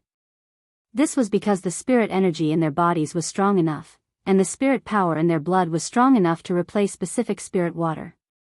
As for their fingers, they were ready-made materials to replace the shaft of a writing brush. Of course, there were also some people who would pull out their hair and use it to write. The methods used by the 6 people in Maelstrom Emperor were almost the same. They all wrote talismans to help them break free. The 2 people in Maelstrom Emperor's first secret room both had water spirit roots. Inside the secret room, they created a corrosive mist talisman that was harmless to the human body, but had a strong corrosive power on metal. Little by little, they increased the density of the mist, and the corrosive mist corroded the chains. This method was very slow, but it was effective enough. The show's production staff estimated that it would take about 2 hours for these 2 people to be completely free. The people locked up in Maelstrom Emperor's second secret room were gold and fire spirit roots, and the methods they used were even more amazing. They directly created a weapon-strengthening talisman to enchant and strengthen the metal saw next to them. They've actually mastered such a complicated strengthening method. Quite a number of the program producers were stunned when they saw the image on the camera. As long as he strengthened the metal saw to +6, he could easily saw through the chain. But this kind of strengthening depended on luck. If he failed even once in the middle, he would have to start from the beginning again. Therefore, the 2 of them took off their jackets and cut them into countless strips of cloth, looking as if they were ready to go all out. Thus, these 2 people took off their coats and cut them into countless strips as they prepared to go. As for the last 2 prodigies in the Maelstrom Emperor, they were people with Earth Spirit Root and with Spirit Root respectively. The 2 of them combined their own physical conditions and used simple talismans to modify their arms. This was a method to assimilate a part of one's body with nature. Although the shackles restricted the human body, as long as one's arms were turned into soil or branches, one could easily break free from the shackles. If there was light, their assimilation speed would be greatly increased. Unfortunately, the dark environment limited their assimilation speed. Otherwise, this group of people would definitely be the first to escape. With these 6 people in Whirlpool Emperor as a comparison, the people on number 60 high's side were clearly salted fish. The contrast could be said to be very obvious. It can't be. They can't all be salted fish, right? Madame Raven sucked in a breath of cold air with a somewhat incredulous expression on her face. According to the intelligence she had received, there was at least one hidden expert among the people from number 60 high school, and it was impossible for them to all be indifferent salted fish. But given the current situation, the people from number 60 high didn't react at all. Could it be that the information was wrong? Madame Lavin frowned. She took out a remote control device that she had prepared in advance. That was the equipment that the senior standing behind her had given her in order to cooperate with the variety challenge this time. It was also known as the Expert Appraisal Remote Control. As long as she pressed the button, the 3 secret rooms in number 60 high school would enter power-up mode, and then something even more dangerous would happen. In a crisis, people often had to react to the impending danger, and they would definitely be able to see some clues. But if the 3 secret rooms were to power up at the same time, innocent people would definitely be implicated. Although Raven's objective was to test them, her original intention was just to ferret out that hidden expert. Thus, after thinking about it, Madame Lavin made a decision, and that was to test Wang Ling and Lotus Sun's secret room, which she was most suspicious of. With a kind expression on her face, she surreptitiously pressed the independent button on the Expert Appraisal remote control in her pocket. In the dark, 80-foot wide secret room, the moment Madame Lavin pressed the button on the Expert Appraisal remote control, Wang Ling immediately sensed the abnormal change in the secret room. Although he and Lotus Sun still buried their faces in their knees and pretended to be afraid of the dark, Wang Ling abruptly opened his eyes in the darkness when this inexplicable pressure from beyond the heavens arrived.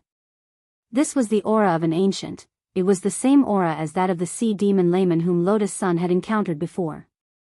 Back then, the sea demon layman had addressed that envoy from beyond the heavens as Holy Venerable. Behind that Holy Venerable stood an even bigger umbrella of protection, which was that legendary Holy King. Thus, in that instant, Wang Ling immediately realized that this ancient who had been sent by Raven to test them was most likely on Holy King's side. Wang Ling sighed deeply. He hadn't wanted to make a move at first. But this expert appraisal remote control was really a little difficult. And most importantly, this ancient was much more powerful than that sea demon layman whom Wang Ling had sent to deal with Lotus Sun previously. If Lotus Sun were to deal with this, it might be a little out of line. What kind of ancient being was this?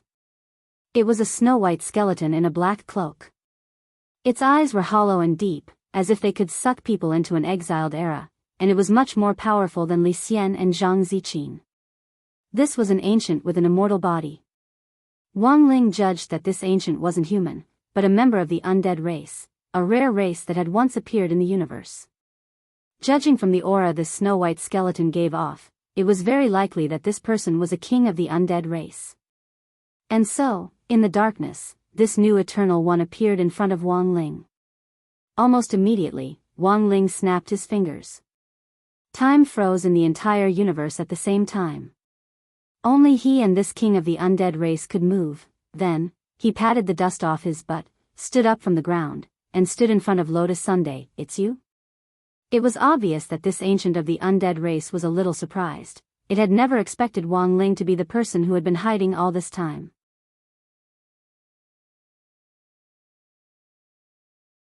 Chapter 1814.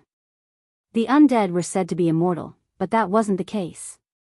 They were born with long lifespans, and could live for a very long time without the need to cultivate. Wang Ling had taken Lotus Sun to the immortal star before, which was in fact a fragment of the immortal star where the undead lived. Wang Ling knew very little about the undead, and only heard that they had died back then because of a disaster caused by their longevity. In order to live longer, the outer gods had forcibly captured these snow-white skeletons as food in an attempt to break down the undead's natural genes and increase their lifespan in the world. Thus, in theory, the undead had been eaten up. Wang Ling looked at the snow-white skeleton in front of him in a black cloak, a red light flowing in his king's eye. This was an undead that had already matured, and was much more powerful than the average ancient one. In the eyes of many ancient ones, it was simply unbelievably strong. But most of the undead didn't live to this age at all, and were dissolved in the stomachs of other races. Sometimes, a long maturation period could be very troublesome, because as they grew up, they could be targeted by villains at any time and become their food. "I've never seen an earthling like you." Perhaps it hadn't expected Wang Ling to be the hidden ancient one that the Holy King behind it had been looking for all this time, but after staring at Wang Ling for a long time, the snow-white skeleton spoke unhurriedly. In fact, it had been using its own method to repeatedly investigate Wang Ling's true identity. In the end, when it discovered that the youngster in front of it really was just a standard earthling, the astonishment that hadn't stirred up the slightest ripple for thousands of years suddenly shook the calm lake in its heart. Not only was he an earthling, he was also a terrifying one. In addition to being born with extremely long lifespans, the undead also had a pair of deeply sunken eye sockets. Even without the use of eye techniques, these eye sockets, which seemed to contain the eternal stars, still had the terrifying ability to see through everything. If a regular cultivator looked at it for a long time, they would definitely be stuck in the eye world of its eye sockets and be unable to extricate themselves. It would feel as if their souls had taken off and been drawn into the universe. When that time came, it would be time for the undead to reap their harvest. But at that moment, Wang Ling was standing in front of him, staring at him with those red eyes that he couldn't see through. The youth's eyes looked ordinary at first glance and there was nothing strange about them. However, after the skeleton prince of the undead clan observed them for a while, he suddenly felt his body lighten. Soon after, the surrounding space was no longer in the secret room, but had been swept into a vast sea of stars. "I'm suffering from a backlash?" The skeleton prince had never seen such a situation before. He, a king of the undead race, had actually lost to an earthling. Instead, it was his soul that had entered someone else's I-Power world. What was even more frightening was that this youth's I-Force world was boundlessly vast. His I-Force world was at most the size of a solar system, but this youth's I-Force world was a universe of its own, boundlessly vast. How could an earthling be so strong? The undead skeleton prince could not understand. He seriously suspected that he had been cheated. That was not what the Lord under the Holy King Highness had told him when he found him. He only said that it was very likely that there was a hidden Ancient One in number 60 High's team, and that Wang Ling needed to find out. But given the current situation, how was this a test? He was about to lose his life. This was his first instinct as the undead prince, and he immediately sensed that Wang Ling was a very dangerous existence.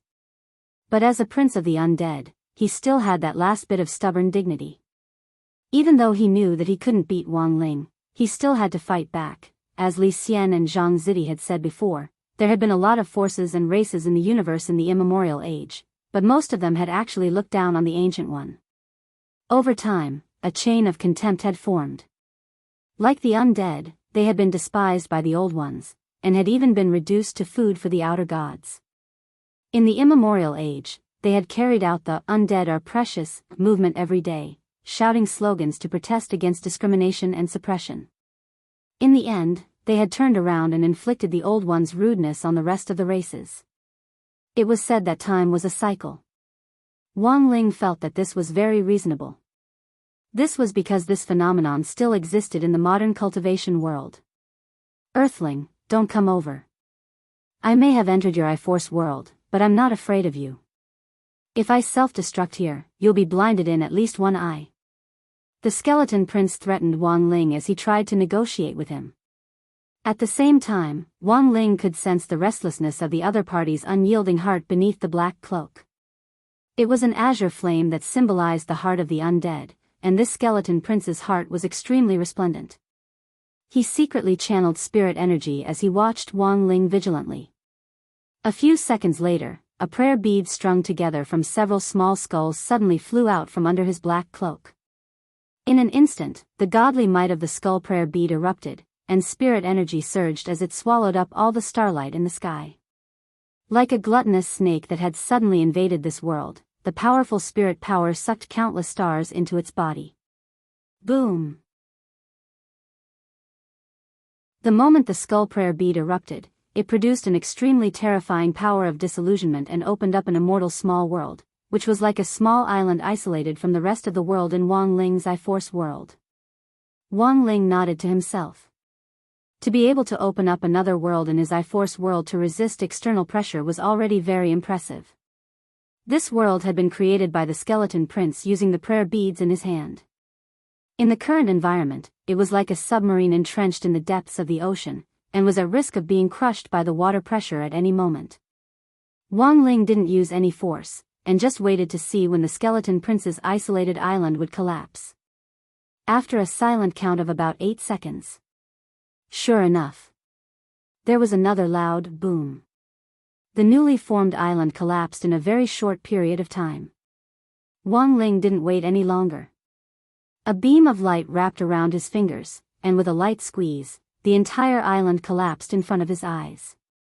At the same time, he lightly crooked his index finger, and the skeleton prince's prayer beads betrayed him in public as they directly flew into Wang Ling's palm. Give it back. At that moment, the skeleton prince was furious. Although this prayer bead wasn't the most powerful magic treasure he had, it was of great significance. Because each string of skulls on the prayer beads was formed from the skulls of each of his blood relatives, and was a very powerful magic treasure. It was just that he never expected that this prayer bead, which had been created with his blood relatives as the foundation, would actually be unable to resist the temptation of Wang Ling's outstretched finger, and directly fall into his hand. He couldn't help but spit out blood at the feeling of being betrayed.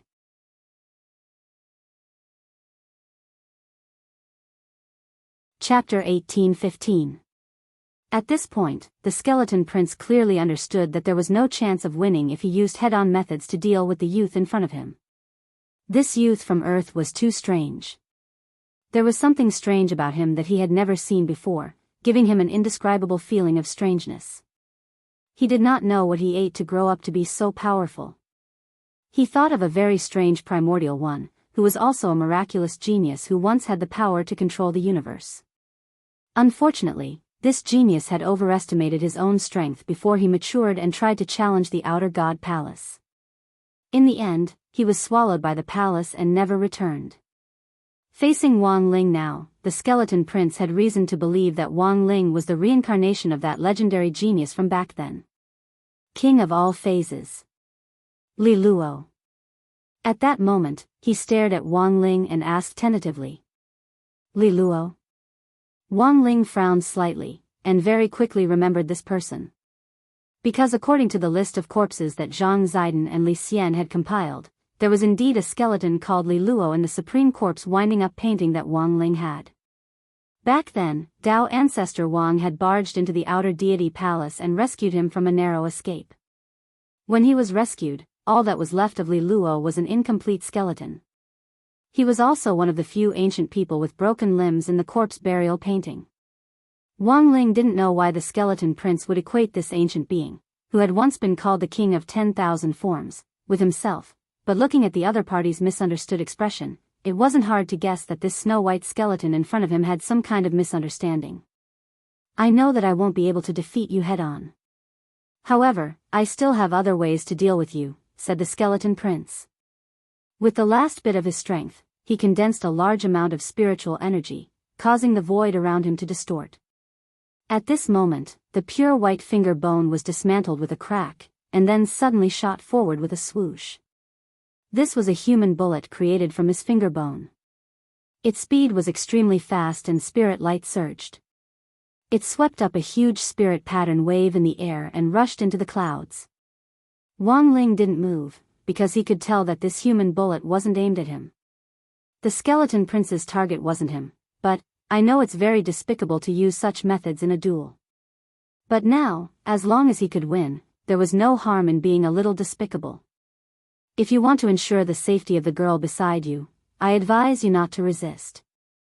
The skeleton prince spoke coldly, but the finger bone he shot out was aimed at Lotus Sunday. At this time, Lotus Sun was in a motionless state due to the effect of the time stop. In fact, the moment the skeleton prince had appeared, he had already secretly set up a spatial passage in the narrow secret room that was aimed directly at Lotus Sunday. Even if he was pulled into another space later, he could use this space passage to directly use Lotus Sun as a hostage to blackmail Wang Ling. This idea was perfect in the skeleton prince's eyes. But the truth was that the skeleton prince didn't expect that the moment he set up the space passage, Wang Ling had already thought of a way to protect Lotus Sunday. Hence, he didn't listen to the skeleton prince's orders at all as he walked toward the skeleton prince step by step. Don't come over. Don't touch me. The skeleton prince shouted, but when he saw that the youngster still had no intention of stopping, he panicked on the spot and looked at Wang Ling in disbelief. You really don't care if this girl lives or dies? Forget it. I'll just kill this woman first. Even if I die, I'll drag her down with me. At that moment, with a thought, the finger bone he had shot out earlier suddenly pierced through the space passage and stabbed forward. However, this incomparably sharp shackle, which was beyond the understanding of Earth cultivators, was blocked by a glowing red shield of light that matched the color of Wang Ling's eyes. The skeleton prince controlled the finger bone from a distance. He first exerted force, but in the end, he wasn't able to penetrate the shield that Wang Ling had put on Lotus Sunday. Seeing that Wang Ling was still slowly approaching him, the skeleton prince panicked on the spot. You, if you have the guts, stand still and let this king break your shield first. I don't believe that I can't even break your shield. It's no use. Wang Ling thought in his heart. He sighed softly and stopped to watch the skeleton prince's performance for the time being. At the same time, he felt that this skeleton prince was silly and adorable. He clearly knew that he wasn't Wang Ling's match, but still insisted on using this kind of threatening method to deal with him. At that moment, the expression on the skeleton prince's snow-white bones as he used all his strength to try and break the shield was hilarious. Even his bones were covered in a layer of red. This was a stab that he had mustered all his strength to stab downwards. In the end, his fingertips directly spun on the shield like a drill bit at a super high speed. This was an astonishing speed. It reached 1,000,000,000,000 times in 1 second. He concentrated all his damage on one point in the shield, trying to use the most powerful pressure to shatter Wang Ling's spirit energy shield. Finally, after trying hard for about 5 minutes, the skeleton prince saw the light. He finally saw it. He stabbed a small hole in the shield, and very quickly, the crack spread out in all directions like a spider web. It's broken. It finally broke. The skeleton prince was so excited that he cried tears of joy. His fingertips had been rubbed flat, and he had used all his strength to finally see the broken shield. But at the same time, he felt a new sense of despair. Because he realized that there was actually another shield layer behind this one, so it's a multi-layered shield. The skeleton prince scratched his head. He didn't fight Wang Ling, and instead directly fought the shield head-on, unable to extricate himself from breaking it. He looked at Wang Ling fiercely. If I don't break all your shields today, I won't have the face to continue living in this cultivation world. Wang Ling opened his mouth and tried to persuade the skeleton prince. You don't have to persuade me. I've made up my mind. You don't have to worry about me getting in the way. I'll make my finger bones invisible later. Those earth cultivators won't be able to see my existence with their magic power and surveillance equipment. Once I break all your shields, I'll fight you again, the skeleton prince vowed to Wang Ling. At that moment, Wang Ling sighed endlessly in his heart. Looking at the stubborn skeleton prince, he really didn't know what to say. A normal multi-layered spirit energy shield would have dozens of layers at most. Because of the structure, the more layers a spirit energy shield was, the more spirit energy it would take to set it up, which was proportional to the consumption. A multi-layered shield often required the combined spirit energy of multiple cultivators to set it up. However, Wang Ling's spirit energy was inexhaustible. In addition, he had always been a steady person. So when he had set it up back then, he had directly covered Lotus Sun with 100 million layers. It was clear that the skeleton prince didn't realize the seriousness of the problem at that moment.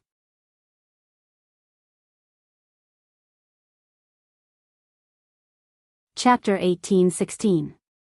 Inside the space inside the king's eye, Wang Ling couldn't bear to lay a hand on skeleton prince for a moment as he watched him bury his head in the shield and work hard. Although he didn't have any flesh on his face and it was hard to tell what his expression was, his posture was truly one of single-mindedness, as serious as when Wang Ling was reviewing his homework. This seriousness wasn't fake, and Wang Ling could tell that this skeleton prince really intended to break through his 100 million shields. However, piercing through the shield was easier said than done. Wang Ling's style of doing things had always been steady. When he had set up the first layer of the shield, he had even cast a refresh spell. In other words, even if the skeleton prince managed to break through to the last level, if he didn't have a way to dispel his respawn incantation and chose to break through directly, he wouldn't be able to do so. Then, the shields that he had destroyed earlier, it will be refreshed. He could not bear to disturb the idiotic prince who was focused on breaking the shield, so he retreated from the king's eye and allowed the skeleton prince to continue his grand ambition. On the other side, the skeleton prince heaved a sigh of relief after seeing Wang Ling leave. In fact, the moment Wang Ling had taken his rosary beads, he had already clearly sensed the gap between their battle strength. Clashing head-on with Wang Ling at this time was tantamount to death. He was the last descendant of the undead clan, so he had to ensure his own survival first. Furthermore, as the last descendant, he was a member of the royal family. Therefore, it was impossible for him to surrender. Today's trending topic on the internet would never appear on him. Therefore, as a descendant of the undead tribe's royal family, the skeleton prince's final stubbornness was to use his shield to divert attention. Now that Wang Ling was gone, the pressure on him had abruptly lessened. But he was also well aware that he absolutely couldn't stop working on this shield. Every moment he could drill through it could save his life. After returning to the cramped, damp, and dark secret room, Wang Ling realized that the finger bone which the skeleton prince had used to drill into Lotus Sun had really disappeared, but he could still see that it was still working very hard with his eye power. After curling his body back into the corner, he buried his head in his knees again, and with a snap, he secretly snapped his fingers to resume the flow of time. He had a great battle with the skeleton prince in the king's eye. In reality, it didn't take up much time in the real world. Madame Raven stared blankly at number 60 high school's secret room number 1, where there was still no progress. She clearly pressed the button just now. Why was there no movement at all? This button is fake? At this moment, Madame Lavin secretly gritted her teeth. When the senior handed the button to her, he clearly said that there were only 3 chances to test the button. Moreover, every time he pressed the button, he would summon a powerful primordial one to assist him. But she had clearly pressed it just now, so why wasn't there any reaction at all? Puzzled, Raven pressed the button a second time in the secret room where Lotus Sun and Wang Ling were. After sensing that the second ancient one was about to arrive, Wang Ling heard the familiar snap of his fingers again. The second immemorial one was a lion-headed half-beastman. It was also one of the races that had declined during the immemorial era. After seeing Wang Ling, this lion-headed half-orc's eyes were clearly a little astonished. He looked at Wang Ling with a disdainful attitude. Although our bloodline has already declined, I can still recreate the glory of the immemorial Lion Emperor in front of you. The immemorial Lion clan paid particular attention to the power of bloodlines, so the moment this lion-headed man appeared, he sensed the aura of Wang Ling's earthling bloodline. Ordinary, mediocre, plain, low-level, these words instantly flashed through the lion-headed man's mind. But at the same time, he couldn't figure out why an earthling youngster could stand firm under his spiritual pressure and fight him head-on. Also, before this, there should have been other immemorial ones here, right? He remembered that the undead skeleton prince had clearly been summoned away. But why hadn't there been any aura left at the scene? Looking at the lion-headed man in front of him, Wang Ling sighed silently. Without saying anything else, he directly used the space of the king's eye to invite the lion-headed man in. Damn it, how can this earthling have such a trick? By the time the lion-headed man realized that he had been sucked into the space of the king's eye, it was already too late. He had a look of disbelief on his face. Because in the space of the king's eye, he saw the undead skeleton prince who had come in before him. What are you doing? The lion-headed man was stunned. Because this skeleton prince seemed to be trying very hard to drill into something in the space of the king's eye. Ha ha ha, you're here. Brother Lion. I'm breaking the shield. You don't understand. This shield is hard to break. This king has to break it today. The skeleton prince laughed. I think you're scared. You're the descendant of the undead's royal family. He's just an earthling, why are you so afraid? The lion-headed man snorted in an indifferent tone.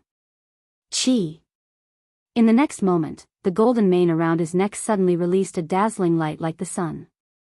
Each strand of the golden mane was strengthened to become a peerless sword that shot out in all directions.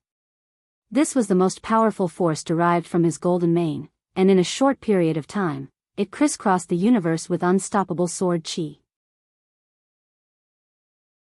Countless stars were cut to pieces by the sword chi, and at the same time, an endless aura of primal chaos was released from each of the mane which had turned into sword light. In the end, these flying manes converged in the sky to form a golden 9-headed lion which fiercely lunged at Wang Ling. This was a terrifying scene as the golden 9-headed lion displayed its kingly posture in the air. Wang Ling could see that this was the ability of a Dharma manifestation armament, which could only be used by extremely powerful eternal ones. Dharma manifestation armament. As the name implied, after summoning one's Dharma manifestation, it would be strengthened again through powerful means, such as putting on a layer of armor. At that moment, this 9-headed lion's Dharma manifestation was covered in the golden mane of the lion-headed man, and it was armed to the teeth. Each strand of the golden mane had turned into an extremely tough and peerless sword which was stuck into the 9-headed lion's body, completely covering it like a hedgehog. Seeing this scene, Wang Ling instantly understood. Since it was a sword, then it would be easy. Sword, come, at that moment, his mind stirred. He directly summoned Jinka. He slashed forward. In one move, the sword fell 1,000 feathers, and the golden nine-headed lion collapsed on the spot.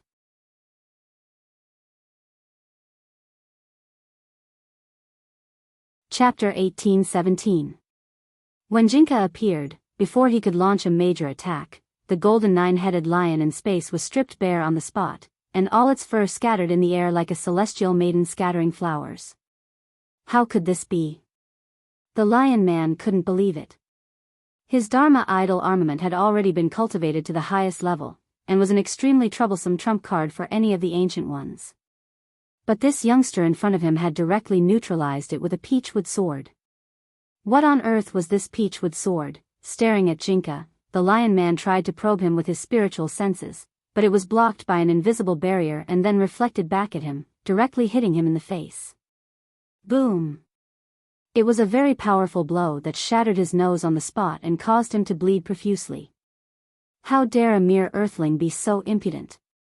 With a loud roar, he opened his mouth, and in the instant he raised his head, he multiplied. A huge lion head as heavy as a mountain spat out countless blades of light that cut through the air. This was the primordial void-rending slash, which combined spirit energy and primal chaos chi, and then blasted out the explosive energy directly from the Lion Man's mouth. Almost in the blink of an eye, the space in front of him was completely enveloped. With a loud roar, he opened his mouth, and in the instant he raised his head, he multiplied. A huge lion head as heavy as a mountain spat out countless blades of light that cut through the air. In a flash, the scene in front of Wang Ling was covered by countless blades of light. Like blades stabbing at Kushuan, these golden blades of light brushed past Wang Ling's clothes at an extremely fast speed. What surprised Wang Ling slightly was that version 3.0 of number 60 High's enlightened school uniform was actually torn in several places by this kind of attack. It looked like he would have to add a new version of the enchanted spell to the uniform. Wang Ling couldn't help sighing in his heart. It could only be said that this nine-headed lion was indeed a little stronger than he had thought. Previously, number 60 High's uniform had rarely been damaged. Hence, when Wang Ling was fighting an enemy, he had never thought of adding any kind of barrier to himself. After all, he had to give the other party a chance to see hope. If he gave himself 100 million layers of shields like lotus suns, this kind of visible despair would probably scare anyone away in an instant. Hence, Wang Ling had only worn this ugly and tattered uniform when he fought, and in the end, number 60 High's uniform had withstood the test every time.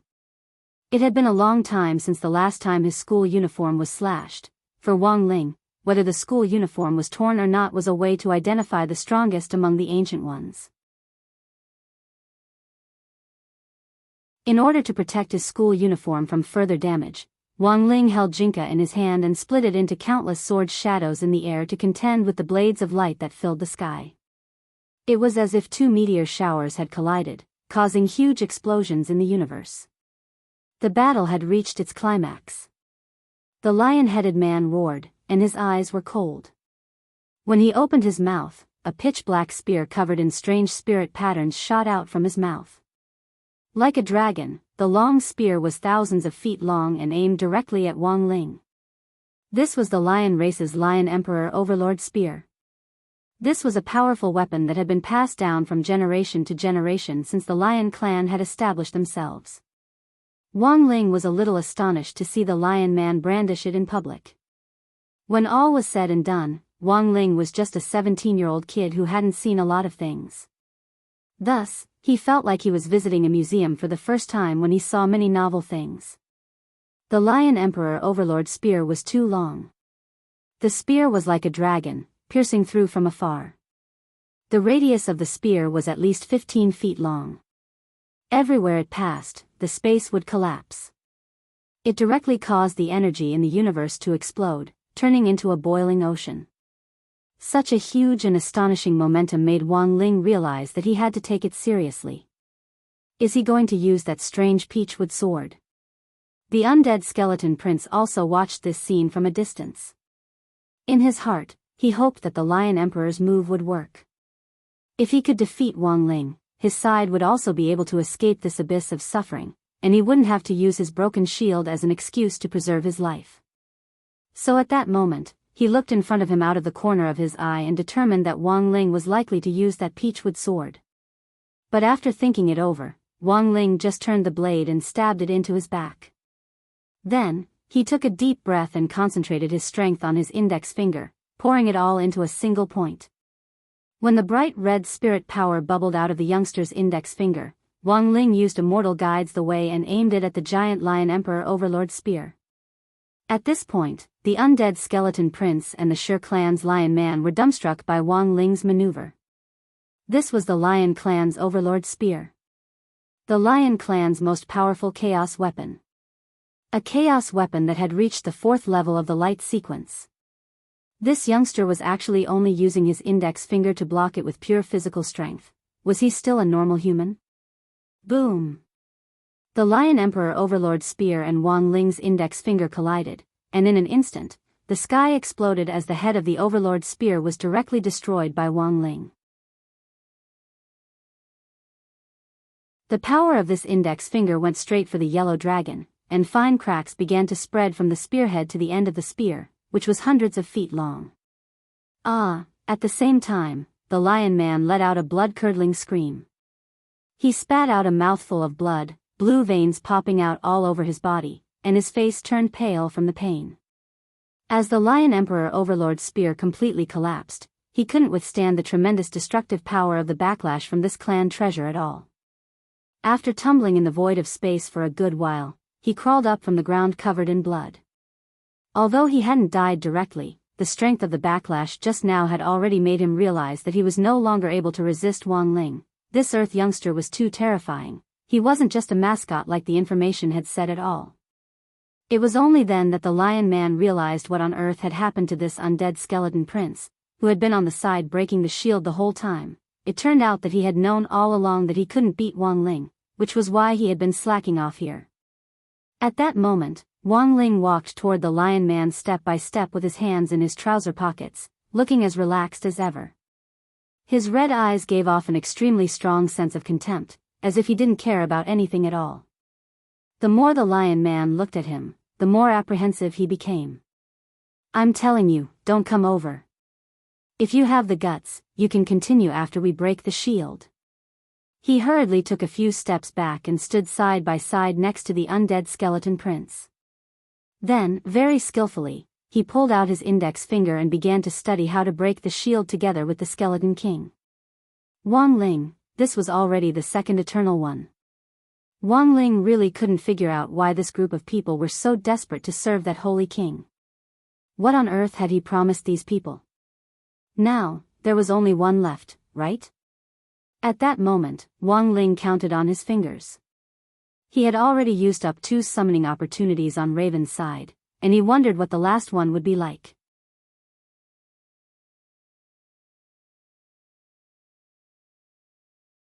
Chapter 18:18. The situation was worse than the Lion Man had imagined. Just a few breaths ago, he had been ridiculing this idiot skeleton prince of the undead for slacking off under the guise of breaking the shield. In the end, he had also touched it. It couldn't be helped. The main thing was that Wang Ling was too strong. He had complete control of the inner universe of the King's Eye, and possessed unparalleled might. His Lion Emperor Overlord spear. It was a level 4 clan guarding chaos magic treasure. It had been destroyed by this youngster with one finger. This was such terrifying strength that the Lion Man's scalp went numb for a moment. Thus, he had no choice but to settle for the next best thing, and use the same method as the skeleton prince of the undead. Otherwise, their lives would be in danger. Moreover, both of them were extremely worried about what they would do if the shield was destroyed by them in the end.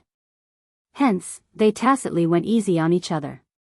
It looked like they were working hard to break the shield, but in fact, they were just slacking off. What should we do? At that moment, the 2 ancient beings trapped in the inner universe of the King's Eye were pondering the same question. They didn't remember what their original mission was at all.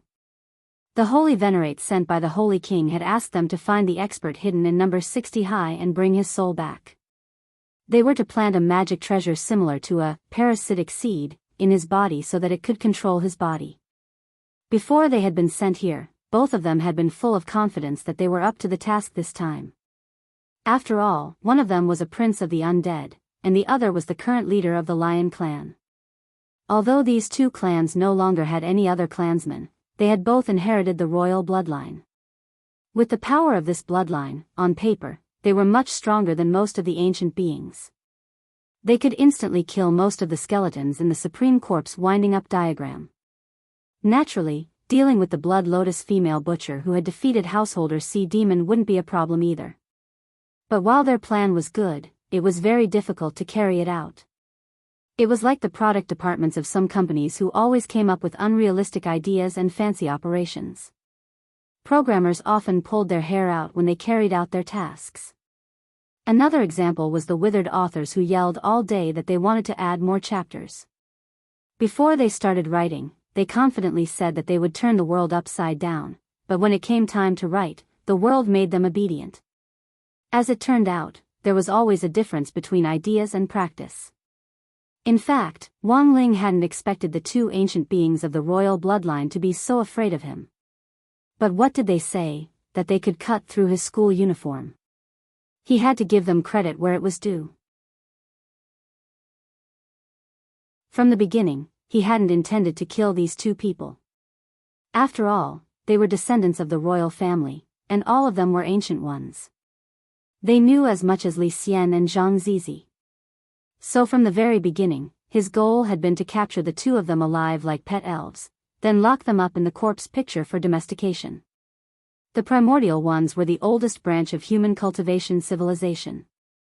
Since Dao ancestor Wang intended to preserve them, he must have his own reasons.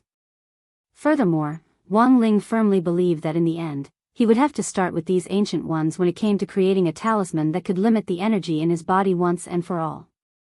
Prince of them was, of that of Wang, Emperor of Gu, he of Wang. Prince of, in the world of the Venerate would gradually adapt to modern cultivation civilization under certain constraints, and in the end, turn them into his own power in case of an emergency. This was like creating a game world. Wang Ling could be the main god of this game world, and let the Venerate build their own homes, establish their own sects, and revive the glory of their clan back then. Finally, the benefits would be distributed according to how much each Venerate contributed to this world. In any case, Wang Zhibao had an inexhaustible supply of magic treasures, and any one of them would be enough for the Venerate to fight over. So under the premise of a clear system, the benefits would be distributed according to how much they contributed, and no one would have any objections. But Wang Ling also knew that it wouldn't be easy to realize this idea. First of all, he had to establish a trustworthy management team with him as the core, which would have prestige among the Venerate. Li Xian and Zhang Ziqin were his trusted aides, so they were naturally his first choice. But it would be hard to intimidate them with just their strength. Thus, he needed descendants of the royal family like the Skeleton Prince and the Lion Man in front of him to play supporting roles. But just two descendants of the royal family seemed a little lacking, so he just needed to poach all the Venerate on Holy King's side. After 2 rounds of duels, Wang Ling realized that Holy King seemed to have a hobby of collecting descendants of the royal family, and that 2 Venerate in a row were members of the royal family. Then, who would be the third person to arrive? Wang Ling was very curious. Following his previous routine, Wang Ling temporarily lifted the time stop effect. When Madame Raven saw that Wang Ling still had his face buried in his knees on the monitor screen, she almost went crazy. Why is this person still squatting in there and acting cute? Why isn't there any reaction at all when she presses the remote control? Damn, this button isn't fake, right? Didn't they say they would send strong reinforcements? Why isn't there any reaction at all? Can anyone control this person? She only had one last chance to press the button. But her fingers couldn't help moving. In a very short period of time, she pressed the button countless times with da-da-da-da sounds. Then, the time stop effect was activated again. Because Wang Ling could sense that a third Venerate had arrived.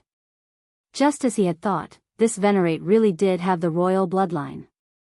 This was beyond Wang Ling's expectations. The third Venerate was a female Venerate. Dressed in a gorgeous glass robe, she looked like a fairy of the ninth heaven who had descended from the heavens as she appeared in front of Wang Ling with countless seven-colored petals. It's actually Meng Liuli. The undead skeleton prince and the lion man were both shocked the moment the woman appeared. They had never expected Meng Liuli, the famous dream manipulator among the venerates, to actually serve the Holy King. Unlike the skeleton prince and the lion man, after realizing that she had been sucked into the king's eye's internal space, this woman called Meng Liuli wasn't in a hurry to make a move. Instead, she fixed her gaze on Wang Ling and said, "You're actually willing to put so many shields on that girl outside. She must be very important to you. Whether you want to admit it or not." She looked at Wang Ling, then changed her face to look like Lotus Sunday. "Shields are ineffective against me." Meng Liuli smiled. "Right now, I am her. She is me. If you hit me, all the pain and injuries will be concentrated on that girl."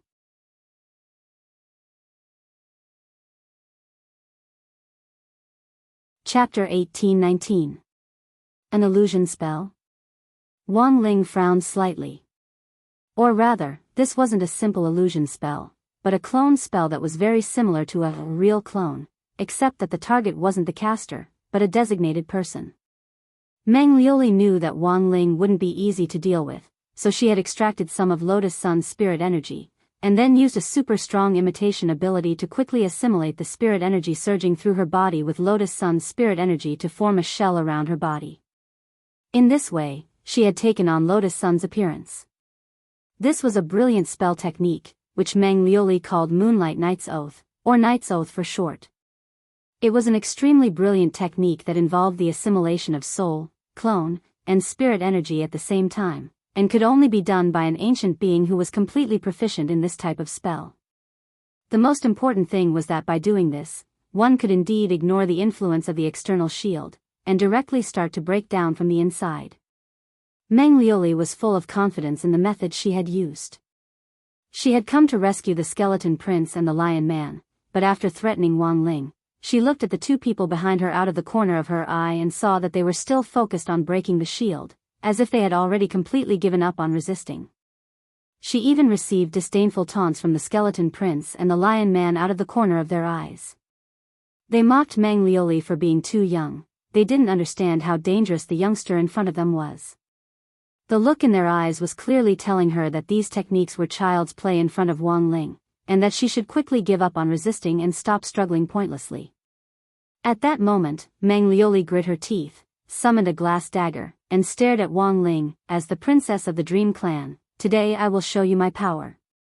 Wang Ling, despite her arrogance, Wang Ling could tell that the glass dagger she had summoned wasn't a dagger to stab him, but a dagger that Meng Liuli had used to come from Remnant.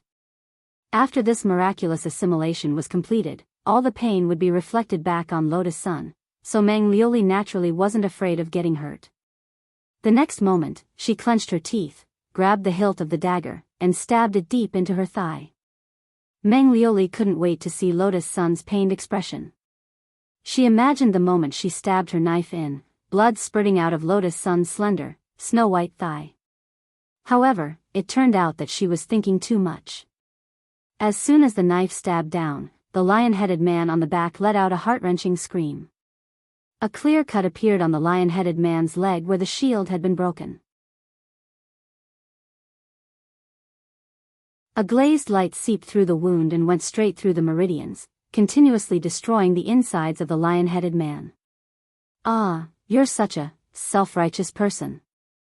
The lion man roared with a pained expression, and the profanities he cursed turned into asterisks as if he was sending a telegram. Only now did Meng Liuli realize that Lotus Sun, who had signed the Moonlight Knight's Oath with her, had turned into a lion's head. Had it been transferred? Meng Liuli immediately realized that the injury had been transferred. After she and Lotus Sun had signed the assimilation contract, an external force had helped Lotus Sun and the lion-headed man carry out a second assimilation contract, which was why it was actually the lion-headed man who had been injured when Meng Liuli stabbed him. And the only person present who could do this was the youngster in front of her. Meng Liuli was shocked. The spell she had been studying for so long had actually been directly learned by the other party in just a few short moments, and it seemed that he was even more proficient than she was. After he had seen through the Moonlight Knight's Oath, Mang Lioli realized that there was no point in continuing to use this move. No wonder the two kings of the Ancient Ones had looked at her like that. There was indeed something strange about this Earth youngster, and he wouldn't be easy to deal with. Threatening him head-on wouldn't work, and Mang Lioli felt that if she wanted to tame this youngster, she had to use some other methods. Thus, after dispelling the effects of the Moonlight Knight's Oath spell, Mang Lioli raised both hands at Wang Ling and slowly walked toward him. In a tender voice, she said, "This little brother. I, the princess of the Dream Clan, will never listen to anyone. You're very strong. Do you want to join me in reviving the royal clan? I'm willing to be yours." She said this to Wang Ling with sincerity. Failing to threaten him, Mang Lioli could only sell him something else. Furthermore, she had always believed that this move would definitely work on Wang Ling. When all was said and done, he was a hot-blooded youngster. No normal man would be able to withstand this kind of attack. As she walked toward Wang Ling, she untied her belt so that her fair skin was faintly discernible under the transparent glass robe. The blood on the lion-headed man's leg hadn't stopped yet, and instantly surged even more violently. However, the expression on Wang Ling's face didn't change at all. It was true that he was a hot-blooded youngster, but that didn't mean that he would be in front of Mang Lioli. As the princess of the Dream Clan, Mang Lioli was naturally a very beautiful woman. Graceful and beautiful, she was like a dazzling seven-colored gem. She still maintained her youthful appearance. This kind of appearance was like that of a goddess who had walked out of a painting. Any man could only describe it as pleasing to the eye. Unfortunately, Mang Lioli's appearance couldn't be maintained if Wang Ling used the slightest bit of his power of sight. Although Mang Lioli had tried her best to maintain her appearance with all kinds of beauty-preserving spells and elixirs, in Wang Ling's eyes, as long as the king's eye was active, she would look like an old woman who had lived through the ages. At that moment, Mang Lioli, who was gracefully walking toward Wang Ling in the eyes of the skeleton prince and the lion-headed man, was an old woman with loose skin, a face full of age spots, and a face full of wrinkles. It wasn't that Wang Ling hadn't seen beautiful girls before, but he certainly wasn't that hot-blooded in the face of an old woman. Thus, he didn't say anything, and only took out his enchanted phone. After casting a spell of the king's eye, he took a picture of Mang Lioli's true appearance. Wang Ling knew that it might be a little cruel for a woman to do this, but people always had to face their truest selves. Without another word, he directly used the king's eye to launch a spiritual spell visual projection, and projected the image of Mang Lioli he had just taken into the air. This was a public execution of Mang Lioli, and at that moment, it was very clear. Mang Lioli couldn't take it anymore. The corners of her mouth twitched as she stared at the aged face projected in the air, and her expression instantly changed.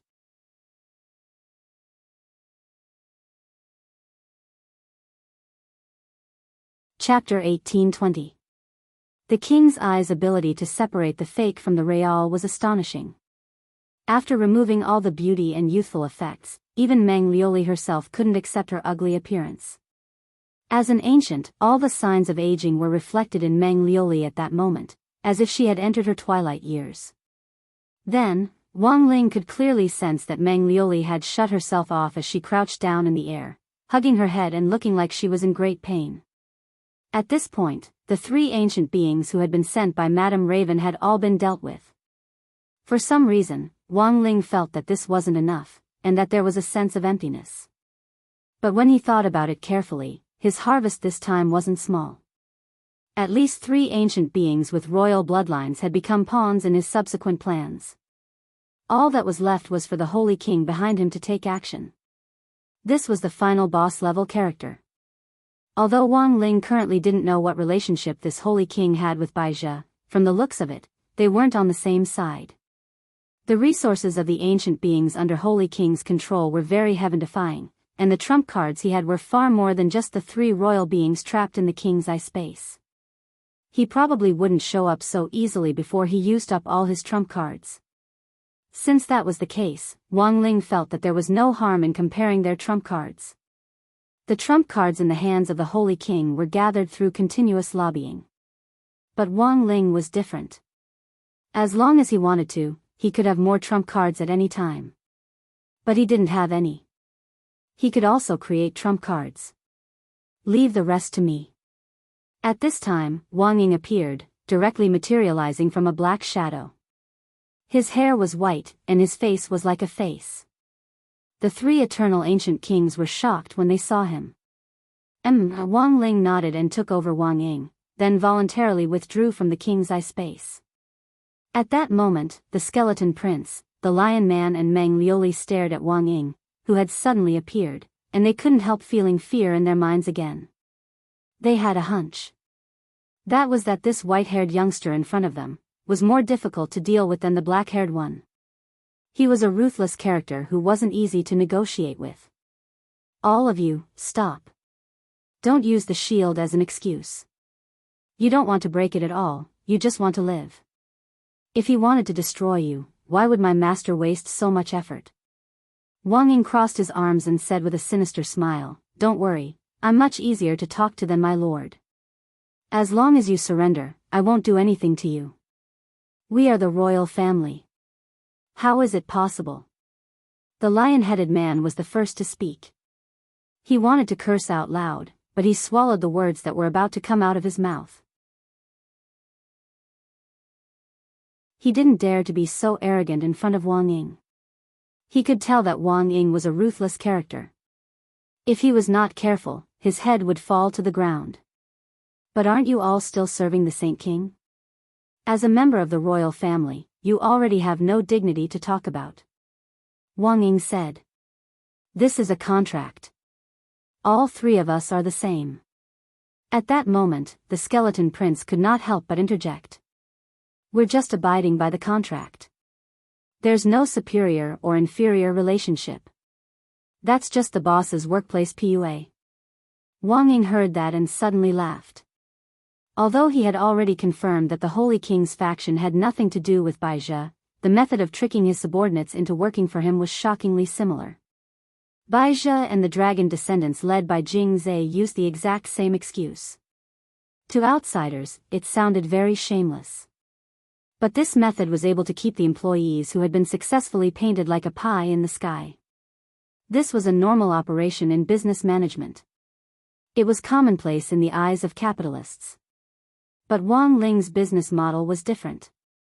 Because he had too many things in his king's treasure pants to count, the things he could promise wouldn't be painted like a pie in the sky, nor would it lead to bourgeois antagonism and exploitation. That was right. Wang Ling's ultimate goal was exactly what he had envisioned at the very beginning. He wanted to create an eternal utopia in the supreme shrouded corpse painting. Everyone would be equal, and they would be distributed according to their contribution to the world. The big ball would lead the small balls, and some areas would become rich first, and then ultimately achieve common prosperity. Between the tangible rich rewards and the illusory pie, any smart person would be able to figure out the choice. So, when Wang Ying brought up the idea of having the skeleton prince, the lion-headed man and Meng Liuli build the eternal world, the expressions in their eyes instantly changed. Their expressions showed that it was actually possible to do this. Building a utopia that was made up entirely of ancient beings was the vision that the three descendants of the royal family had once yearned for.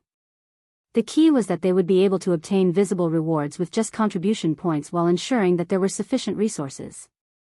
They would only need to focus on building their homes, and there would be no need to engage in various tribal wars for resources like in the past.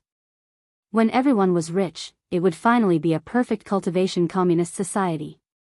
Although your vision is beautiful, it's also a question of whether it can really be realized. "Everyone knows how to paint a pie in the sky," said the skeleton prince. At that moment, Wang Ying nodded slightly. He stared at the people in front of him with a very serious expression. "So, do you want to take a look?" "Look at what?" "King's treasure pants." Wang Ying said confidently, "That's where all the resources in the universe are gathered. No one has a stronger foundation than Lord Ling." After leaving the king's eye space, Wang Ling resumed the flow of time. At the same time, he realized that it was time to solve the problem at hand. There was no point in continuing to waste time in this secret room. Even Lotus Sun herself hadn't expected that in the blink of an eye, Wang Ling would have already dealt with the three eternal people of the royal family. She was a little puzzled. It was a kind of sixth sense, and she felt that she had missed something while she had been burying her face in her knees. And most importantly, she had a vague intuition that something seemed to be poking at her from the outside. At that moment, Wang Ling stole a glance at her out of the corner of his eye, and was stunned to find that the finger bone from the skeleton prince was actually still drilling into her shield. F***K. Just how obsessed was this guy with this broken shield? Hadn't Wang Ning already taken them to see the king's treasure pants? Why was she still here breaking the shield? At that moment, the corner of Wang Ling's mouth twitched. He didn't know how to explain this to Lotus Sun, and could only stare awkwardly at the invisible finger bone that the skeleton prince had left behind. Wang Ling? Seeing that Wang Ling was looking at her strangely, Lotus Sun's eyes were a little puzzled. She suddenly raised her head, but the finger bone that had been drilling into the shield slipped out as Lotus Sun's posture changed, and smashed the door of the secret room in front of them. What the hell? Why is there suddenly a hole in the room where Student Wang and Student Sun are staying? In the studio, several cameramen stared at the image on the monitor, their faces twitching in shock.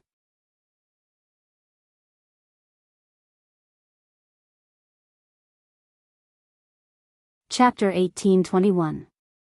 Madame Raven hadn't expected this outcome at all. The reason she had set up the secret room was to use this design to draw out the dark side of these young people's hearts. Raven had always thought that there wasn't much to look at when watching variety shows, and that it was more interesting to scheme and pull each other's hair. But all this turned to dust when Wang Ling and Lotus Sun's team broke through the secret room first. She didn't know if it was an illusion, but Madame Raven felt like there was an invisible electric drill that she couldn't see clearly. Otherwise, there was no way to explain how Wang Ling and Lotus Sun had been able to break through the secret room so easily. Should we test it? I feel like there's a problem, a program producer said doubtfully. No need, let's leave it at that for now. Madame Raven dropped her forehead into her hand. She now had reason to believe that it was because of the 3 buttons she had pressed earlier. If this invisible electric drill had really come from the seniors she had summoned, then it was very obvious that it had been aimed at Wang Ling and Lotus Sun from the very beginning. But unfortunately, there had been a mistake. As a result, the electric drill had directly helped Wang Ling and Lotus Sun's team break through the secret room. This was an attack from the immemorial ones. 2 high school students had actually dodged it. Madame Raven's eyes widened, and she felt that this was inconceivable. In the end, she still felt that she had underestimated Wang Ling, number 60 High's mascot. The huge commotion alarmed everyone in the surrounding secret rooms. In the secret room where Li Yuyue and Fang Xing were, Fang Xing, who seemed to have been waiting for a signal, suddenly opened his eyes. Looks like it's time to make a move, Fang Xing said with a calm and confident expression on his face. To be honest, when she had been locked up with Fang Xing, Li Yuyue had always felt that he was a little unfamiliar. He wasn't that sunny man who always wore a smile on his face in class. Compared with his usual appearance, Fang Xing's every movement was filled with a sense of mystery, and he was unfathomable and unfathomable. Li Yuyue had always thought that Fang Xing had been silent because he was looking for a way to escape. In the end, she hadn't expected him to stand up on the spot, as if he had received some sort of signal when he heard the commotion. He stretched out his index finger, looking as if he had a strategy in hand. When a white spiritual energy bloomed from the tip of his finger, it was as if he had everything under control. Wang. His index finger actually turned into a small steel snake, which directly drilled into the keyhole. Li Yuyue was a little dazed. Fang Xing, what spell is this? Fang Xing smiled. It's just a trick I learned from my father, it's not worth mentioning. I see. Li Yuyue nodded. Although we're in the same class, I feel like I'm meeting you for the first time today. Do you feel this way? Fang Xing smiled awkwardly. Looking steadily ahead, he continued to use his own method to focus on unlocking the device. Yeah, I feel a little different from the usual you. But he couldn't tell. You'll feel more attractive this way. Li Yuyue laughed and couldn't help but gossip, but you've received quite a lot of love letters. I don't have to worry about you like I do Rongrong. Yes. Fang Xing nodded, then hesitated before saying, actually. I also have someone I care about a lot. Someone you care about? The kind you like? I don't know. Fang Xing thought for a bit, then shook his head and replied, I don't know if it's because I like him, or because I'm grateful, or because I've been conquered by his charisma. Indeed, if you directly confess before you're sure of your feelings, it might hurt both of you. Li Yuyue, who had specially studied love and was committed to playing the role of matchmaker, helped analyze the situation for Fang Xing. Actually, she rarely talked to Fang Xing in class.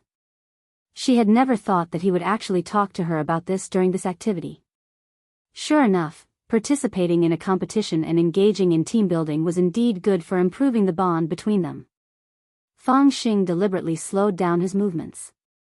As he unlocked the door, he asked, also, I realized that my other friend also likes him very much.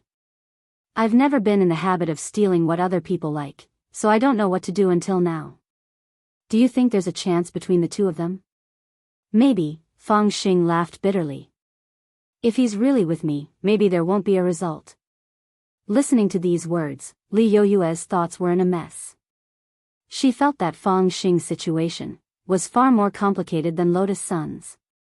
I'm sorry for talking to you about such trivial matters. After 10 seconds or so, Fang Xing suddenly said, the door's unlocked, I think we should go out. I hope you can help me keep what I said just now a secret and don't tell anyone. Okay. I understand. Li Yuyue nodded. At the same time, Super Chen and Hero Guo were also at a loss over the matter of the lock.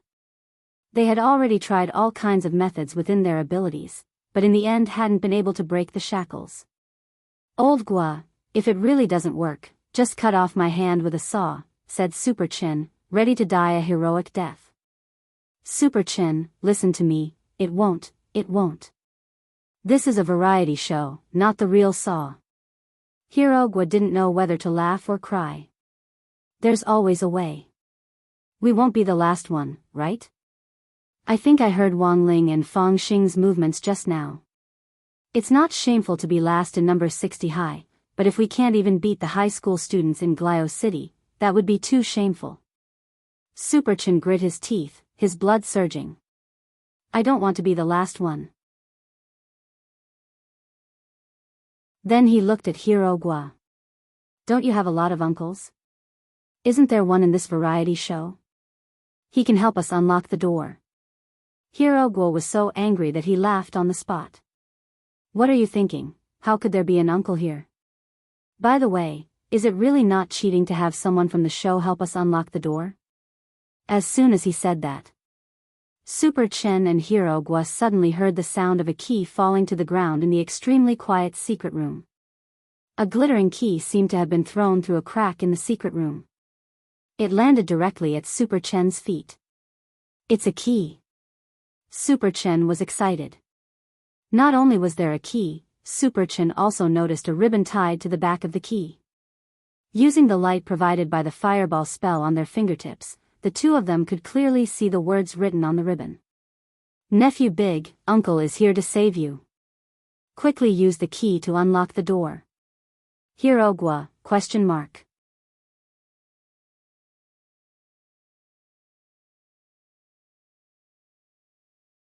Chapter 1822. The situation was instantly reversed. When Maelstrom Emperor Zhong, which had initially held the upper hand, suddenly fell into a disadvantageous position, Zhou Yun almost instantly sensed it. It was clear that Lavin's pressure had failed to force out the expert hidden inside number 60 high, so he could only do it himself now. Inside the yin-yang iron cage, Zhou Yun stared at Wang Muyu in front of him. He knew that this was the best target. If he wanted to lure out that hidden expert, he would have to make the child suffer a little first. He opened his hand, and a golden spirit rune spread out from his palm like a ripple. Then, it slowly spread toward Wang Muyu. As a member of the Heavenly Law Alliance, they weren't only good at using the Heavenly Law spear techniques. Mind control techniques were what the Heavenly Law Alliance's members mainly cultivated. Zhou Yun had already been very careful in casting the mind-manipulating spell. It was a diluted version of the spell, and he hadn't used his full strength. This was a spell that could control a person's mind for a short period of time.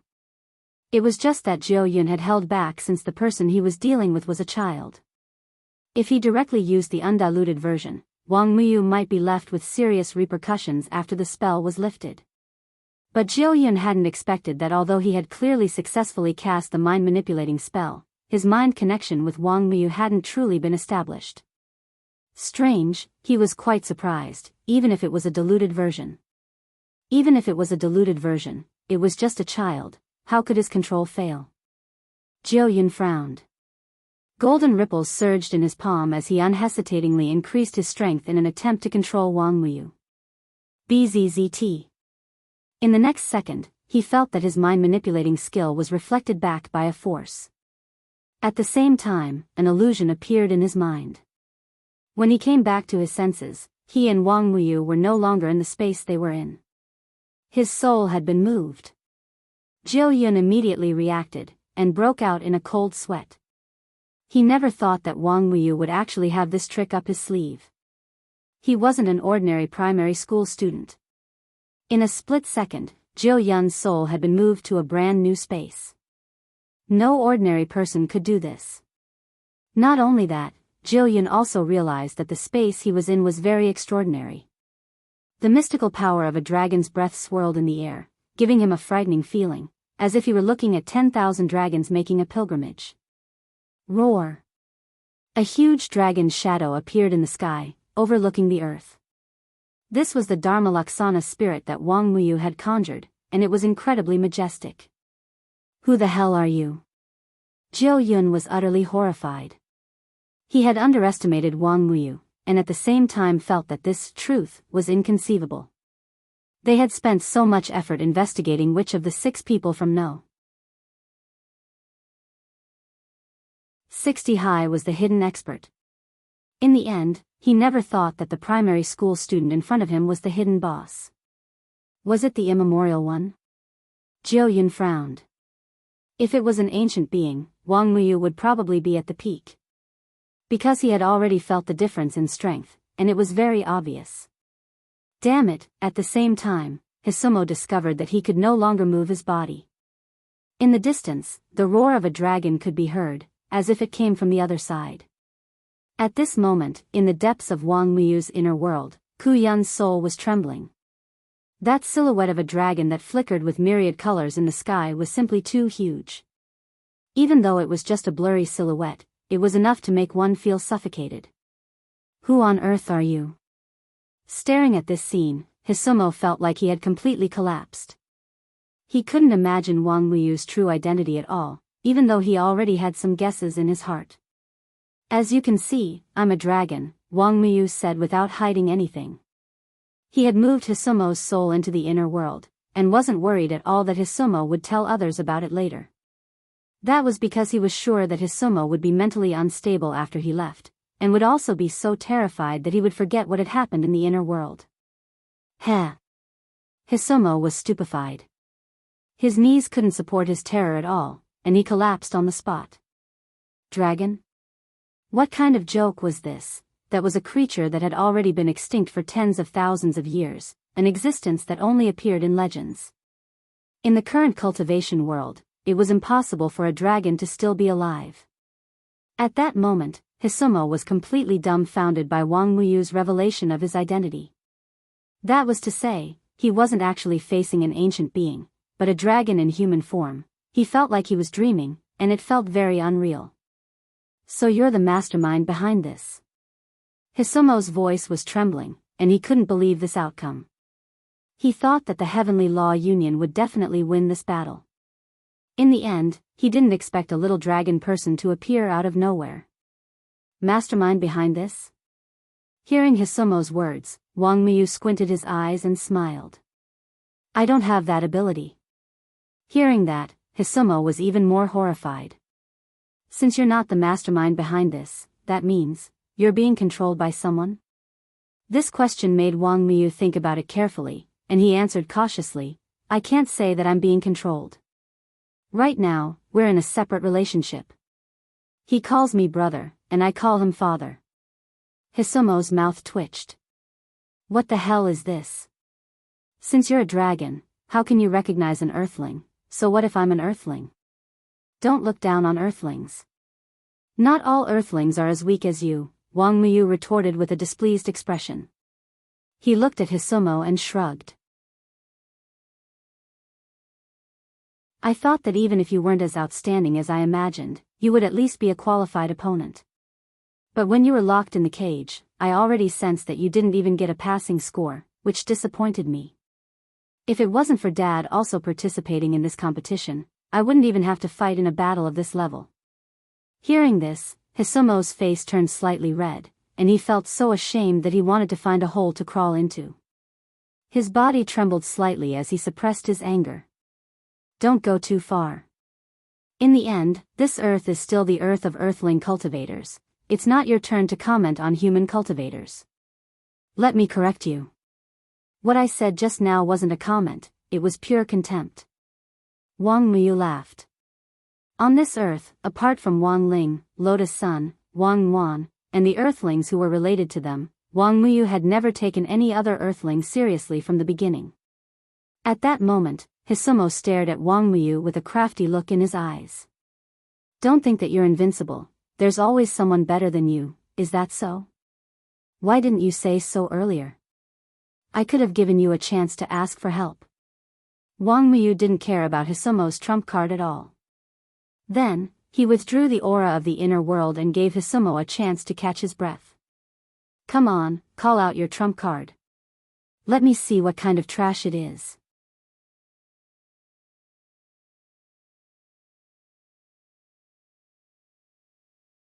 Chapter 1823. Everything was going according to Wang Ling's plan.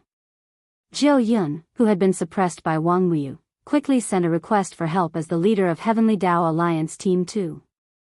It was no wonder that the only ones who dared to come and help Jiu Yun at this time were the collectors of the royal bloodline, which was the sacred race, led by the Holy King. However, neither the Heavenly Dao Alliance nor Jiu Yun had the right to speak directly to the sacred race, so they could only entrust an organization designated by the sacred race to convey the message. And this organization was the Tengu. What Jiu Yun hadn't expected was that Wang Ling was actually in control of the Tengu. This was because Levis had already become the new Supreme Pontiff, and the Supreme Pontiff was an 8-star Tengu, so he had the absolute right to speak in the Tengu organization and also had the right to speak to the sacred race. Thus, when Levis received Jiu Yun's request for help, he wasn't in a hurry to send reinforcements despite being the Supreme Pontiff. He hated the Heavenly Law Alliance, who tried to smooth things over, and he had wanted to teach them a lesson from the beginning. Hence, he had temporarily set aside Jiu Yun's request for help in an attempt to make Jiu Yun suffer a little more of the mental pressure and torment he felt when he faced off against Wang Muyu. There was nothing more joyous than watching someone put on a mask of pain. Of course, at the same time, Pei Luoqi and Mai Shi were also standing in front of him. The two of them stood respectfully in front of him with their eyes closed and their heads lowered, not daring to meet his gaze. They were as obedient as two grandsons and didn't dare speak at all. In order to shift the blame, the two of them had blamed the Supreme Pontiff's death on someone else. In the end, this Yuan Venerate Master was actually standing in front of them, completely unscathed. After ruling out the possibility of a fake corpse, the two of them tacitly began to secretly use their own methods to verify the Supreme Pontiff's identity. The Supreme Pontiff's cultivation level wasn't very high, so the two of them, who were already immortal venerates, had countless methods to verify the Supreme Pontiff's identity. They had originally thought that this Supreme Pontiff was an impostor, so they had confidently tried to unmask the Supreme Pontiff. Levis naturally knew what the two of them were thinking, so he had deliberately walked down to warm them up, giving them a chance to test him. However, Wang Wan's shadow film assimilation technique was so perfect that it was impossible for the two of them to break it. It's actually the Supreme Pontiff. Pei Luoqi and Mai Shi broke out in a cold sweat at the same time. The two of them had a guilty conscience. They had considered all the possibilities, but they never thought that the great Pope would really come back to life. Levis knew that the time was right when he saw the panic on their faces. The corners of his lips curled up as he followed the tone of the great Pope and said, "I know that the two of you have always had a problem with me. No, No, the two of us are loyal to the church. How could we have anything against the elder brother? Pei to chi pado to chi shi to their relationship. Pado pe to chiang to. Pen was to say, he to the Supreme Pontiff, pe he to say. When Mikaxi heard that Paluki was trying to curry favor with him, he naturally didn't want to be outdone. He hurriedly explained, I don't know where Supreme Pontiff heard this news, but both of us have deep respect for the Supreme Pontiff. I don't know where the Supreme Pontiff got the news, but both of us respect the Supreme Pontiff. Pei Luochi's mouth twitched. What do you mean, Great General? Are you saying that I don't respect the Supreme Pontiff as much as you do? All these years, the Heavenly Tao Alliance has served the Church, mediated conflicts between different forces, and risked our lives. We have also helped you settle many things. Did the Supreme Pontiff forget about these things? When Levis heard that, he was not in a hurry to speak.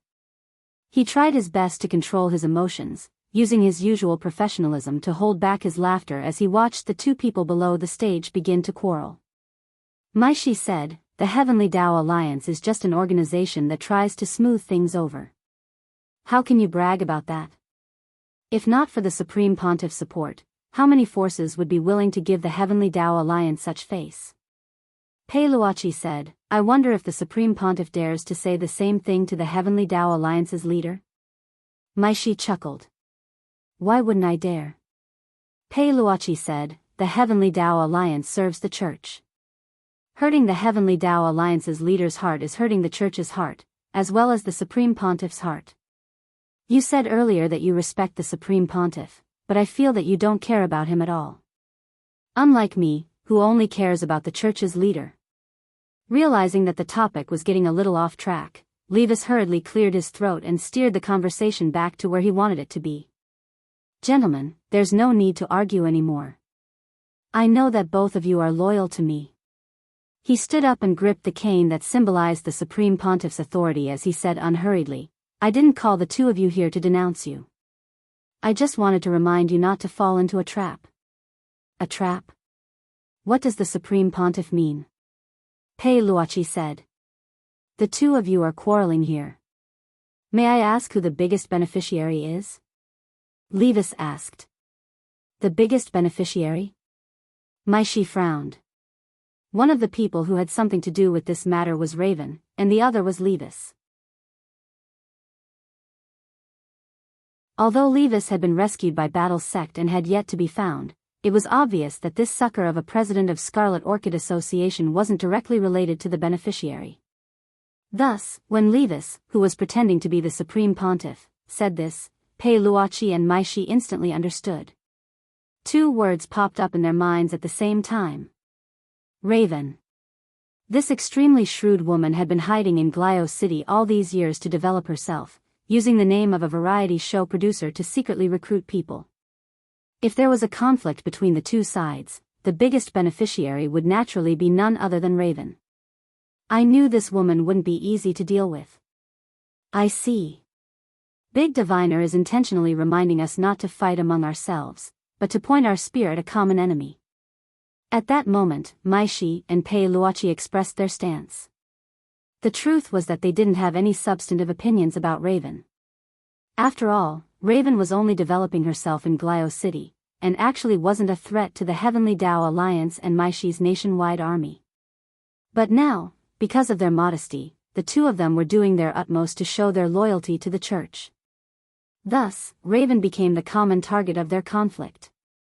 So, destroy her. Levis knew that the time was ripe. Pretending to be the Supreme Pontiff, he gave the order to Maishi and Pei Luochi.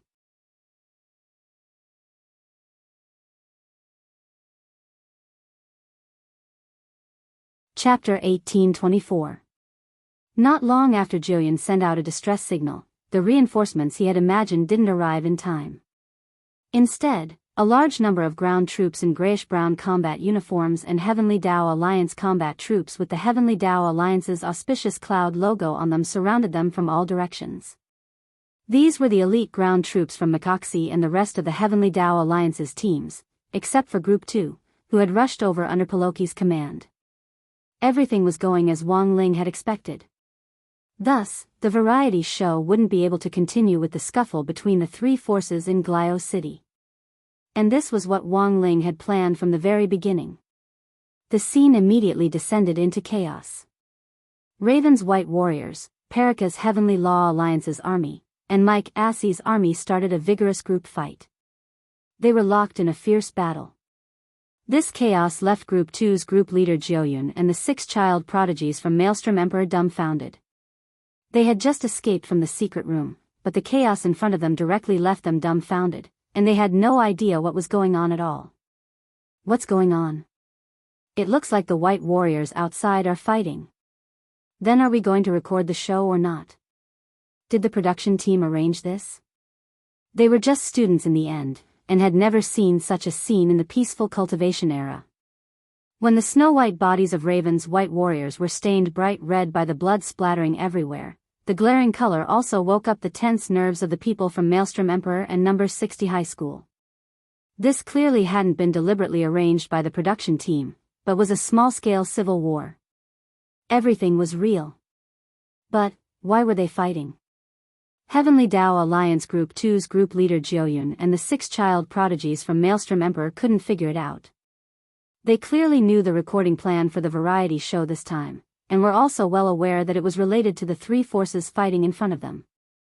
Furthermore, it was a plan that the Great Pope had coordinated. In other words, the 3 forces in front of them were all participants, and Madame Raven was just the main planner. In the end, these 3 forces were directly fighting each other in front of everyone. I get it. At that moment, Hirogwa cried out in alarm. As a veteran game geek, he quickly thought of a possibility. Is this the legendary dog-beating producer? Wang Ling, everyone. Hirogwa gave a serious analysis. That's the only explanation. Otherwise, why would they start fighting? Think of all the people who have done this. The game designers who are supposed to make money out of it, but every new year, they come up with a bunch of props to destroy the balance of the game. What the hell is this? Everyone fell silent. In this kind of situation, the scene was bloody, and it stimulated everyone's eyes. Let's go. Old Lin has already prepared a car. It's better if we leave this place first, Lotus Sun said. The show would definitely not be able to continue recording. In order to avoid being affected by the battle, everyone could only think of a way to evacuate. Retreat? Then what about our duel? In the Maelstrom Emperor, the team leader was a little dissatisfied. He had been looking forward to this for a long time, and finally had the chance to face off against the legendary No. 60 High School. Moreover, he had been very much looking forward to sparring with Lotus Sun, but he hadn't expected that the situation would suddenly become chaotic. Not only would the show be paused, but it was very likely that he would never have a chance to challenge Lotus Sun again. The future is long, there will always be a chance, Lotus Sun replied unhurriedly. Right now, it's more important to ensure everyone's safety. This isn't something we students can participate in. She smiled gracefully, then stared at the people in the Maelstrom Emperor in front of her. Of course, it's actually very simple if you want to exchange pointers with me. You just need to join the Grey Sect. Grey Sect? That literary organization? That's right, I'm also a member of the Grey Sect. Lotus Sun smiled. Every year, our Grey Sect organizes competitions between our disciples, both civil and martial. If you consider joining, you'll have a chance later on. If you're active in the sect, you can even personally apply to the sect leader for a challenge. Hearing this, the eyes of the people in the Maelstrom Emperor instantly lit up. They actually didn't want to be manipulated by Lavin to participate in this terribly fake variety competition at all. Instead, they really wanted to rely on genuine talent to have a fair and just competition with this mysterious Eastern school from Huaxiu Nation. Admittedly, if someone else had said this, they certainly wouldn't have believed it so easily. But it was Lotus Sun who had said it, so it was different. These people in the Maelstrom Emperor were well aware of this young lady's identity and status. She was the young lady of Huagua Water Curtain Group. It wasn't likely that the words of such a person would come out casually. At the same time, Wang Ling saw that Lotus Sun was subconsciously developing the Grey sect. Wang Ling could only secretly praise her in his heart. Because not long ago on Sun Island, Lotus Sun had just established the Sun Island Grey sect branch, represented by Chive Sasaki, in the strongest high school there, Nine Paths High School. Who would have thought that she would directly attack the main topic now, and was about to establish a Grey sect branch headed by Whirlpool Emperor in Glio City? Wang Ling was truly amazed by this kind of organizational and planning ability. She had directly turned an enemy into a friend. After using a short period of time to convince the people in the Maelstrom Emperor, the people from number 60 High School and Whirlpool Emperor finally boarded the bus which Steward Lin had prepared to leave the scene. As they were about to set off, Wang Ling saw Wang Miyu running over from a distance.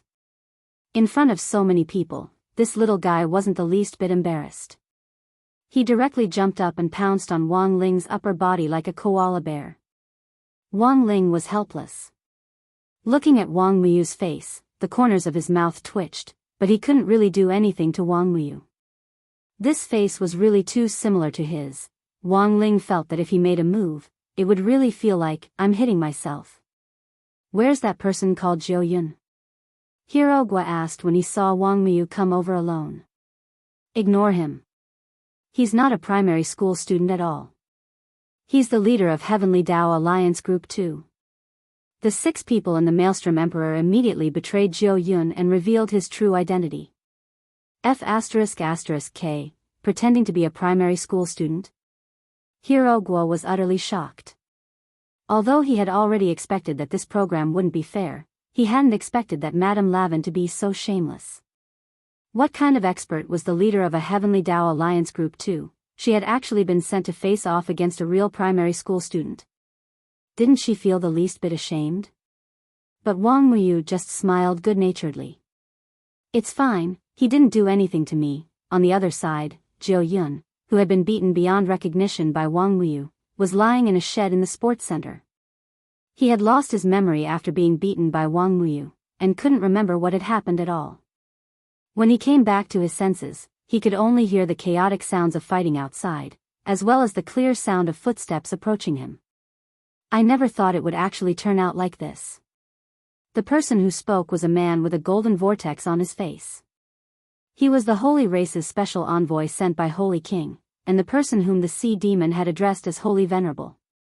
As His Majesty Holy King expected, the opponent is difficult to deal with. At that moment, he stared at Jiu Yun, who was riddled with scars, and sighed in an ethereal voice. Then, he abruptly turned his head and stared in the direction of the bus where Wang Ling and the others were. It's there, right? Holy Venerable laughed contemptuously. Looks like it's my turn to take the field.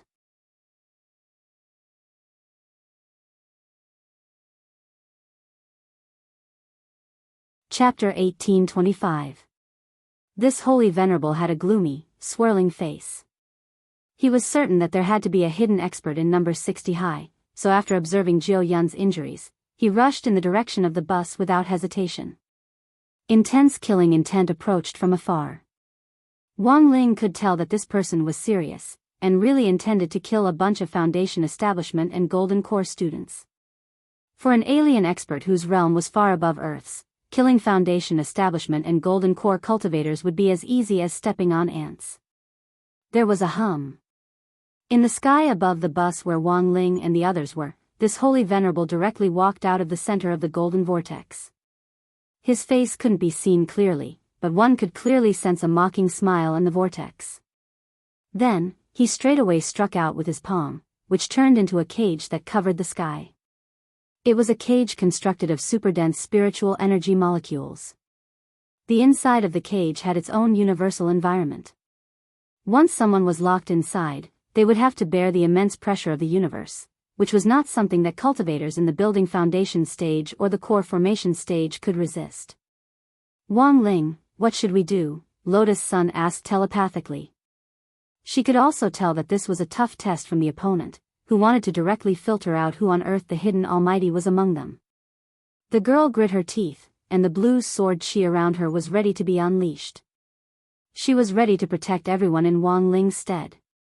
Even if her strength was exposed, there would always be a way to deal with it later, such as erasing the memories of those who had seen the scene. Whether it was physical or magical erasure, Lotus Sun was already very familiar with them. But what she didn't expect was, this time, the youngster actually walked forward with his hands in the pockets of his school uniform. The golden vortex behind this holy sage released an incomparably dazzling light that illuminated the sky in front of it.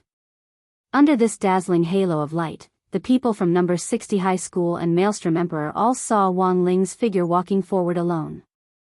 The moment the palm cage collided, the youngster's figure, which looked slightly thin and frail, actually disintegrated the entire cage with just one finger.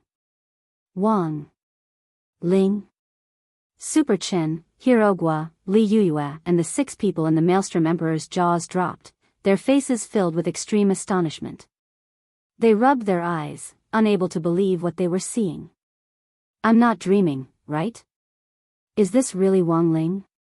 Is Lingzi really that powerful?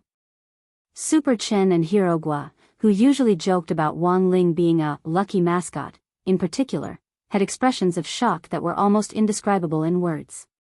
They would never have thought that Wang Ling would actually be a hidden top cultivator. Obviously, this was a monster. Even the 6 people in the Maelstrom Emperor broke out in a cold sweat. They had always felt that Madame Lavin's arrangements were unfair. After all, in terms of strength on paper, their average strength was higher than that of Maelstrom Emperor, who was at the Golden Core stage.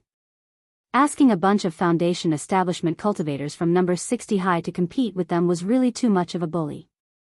Most importantly, they even invited one of the Heavenly Law Union's team leaders to pretend to be a primary school student and participate in the competition.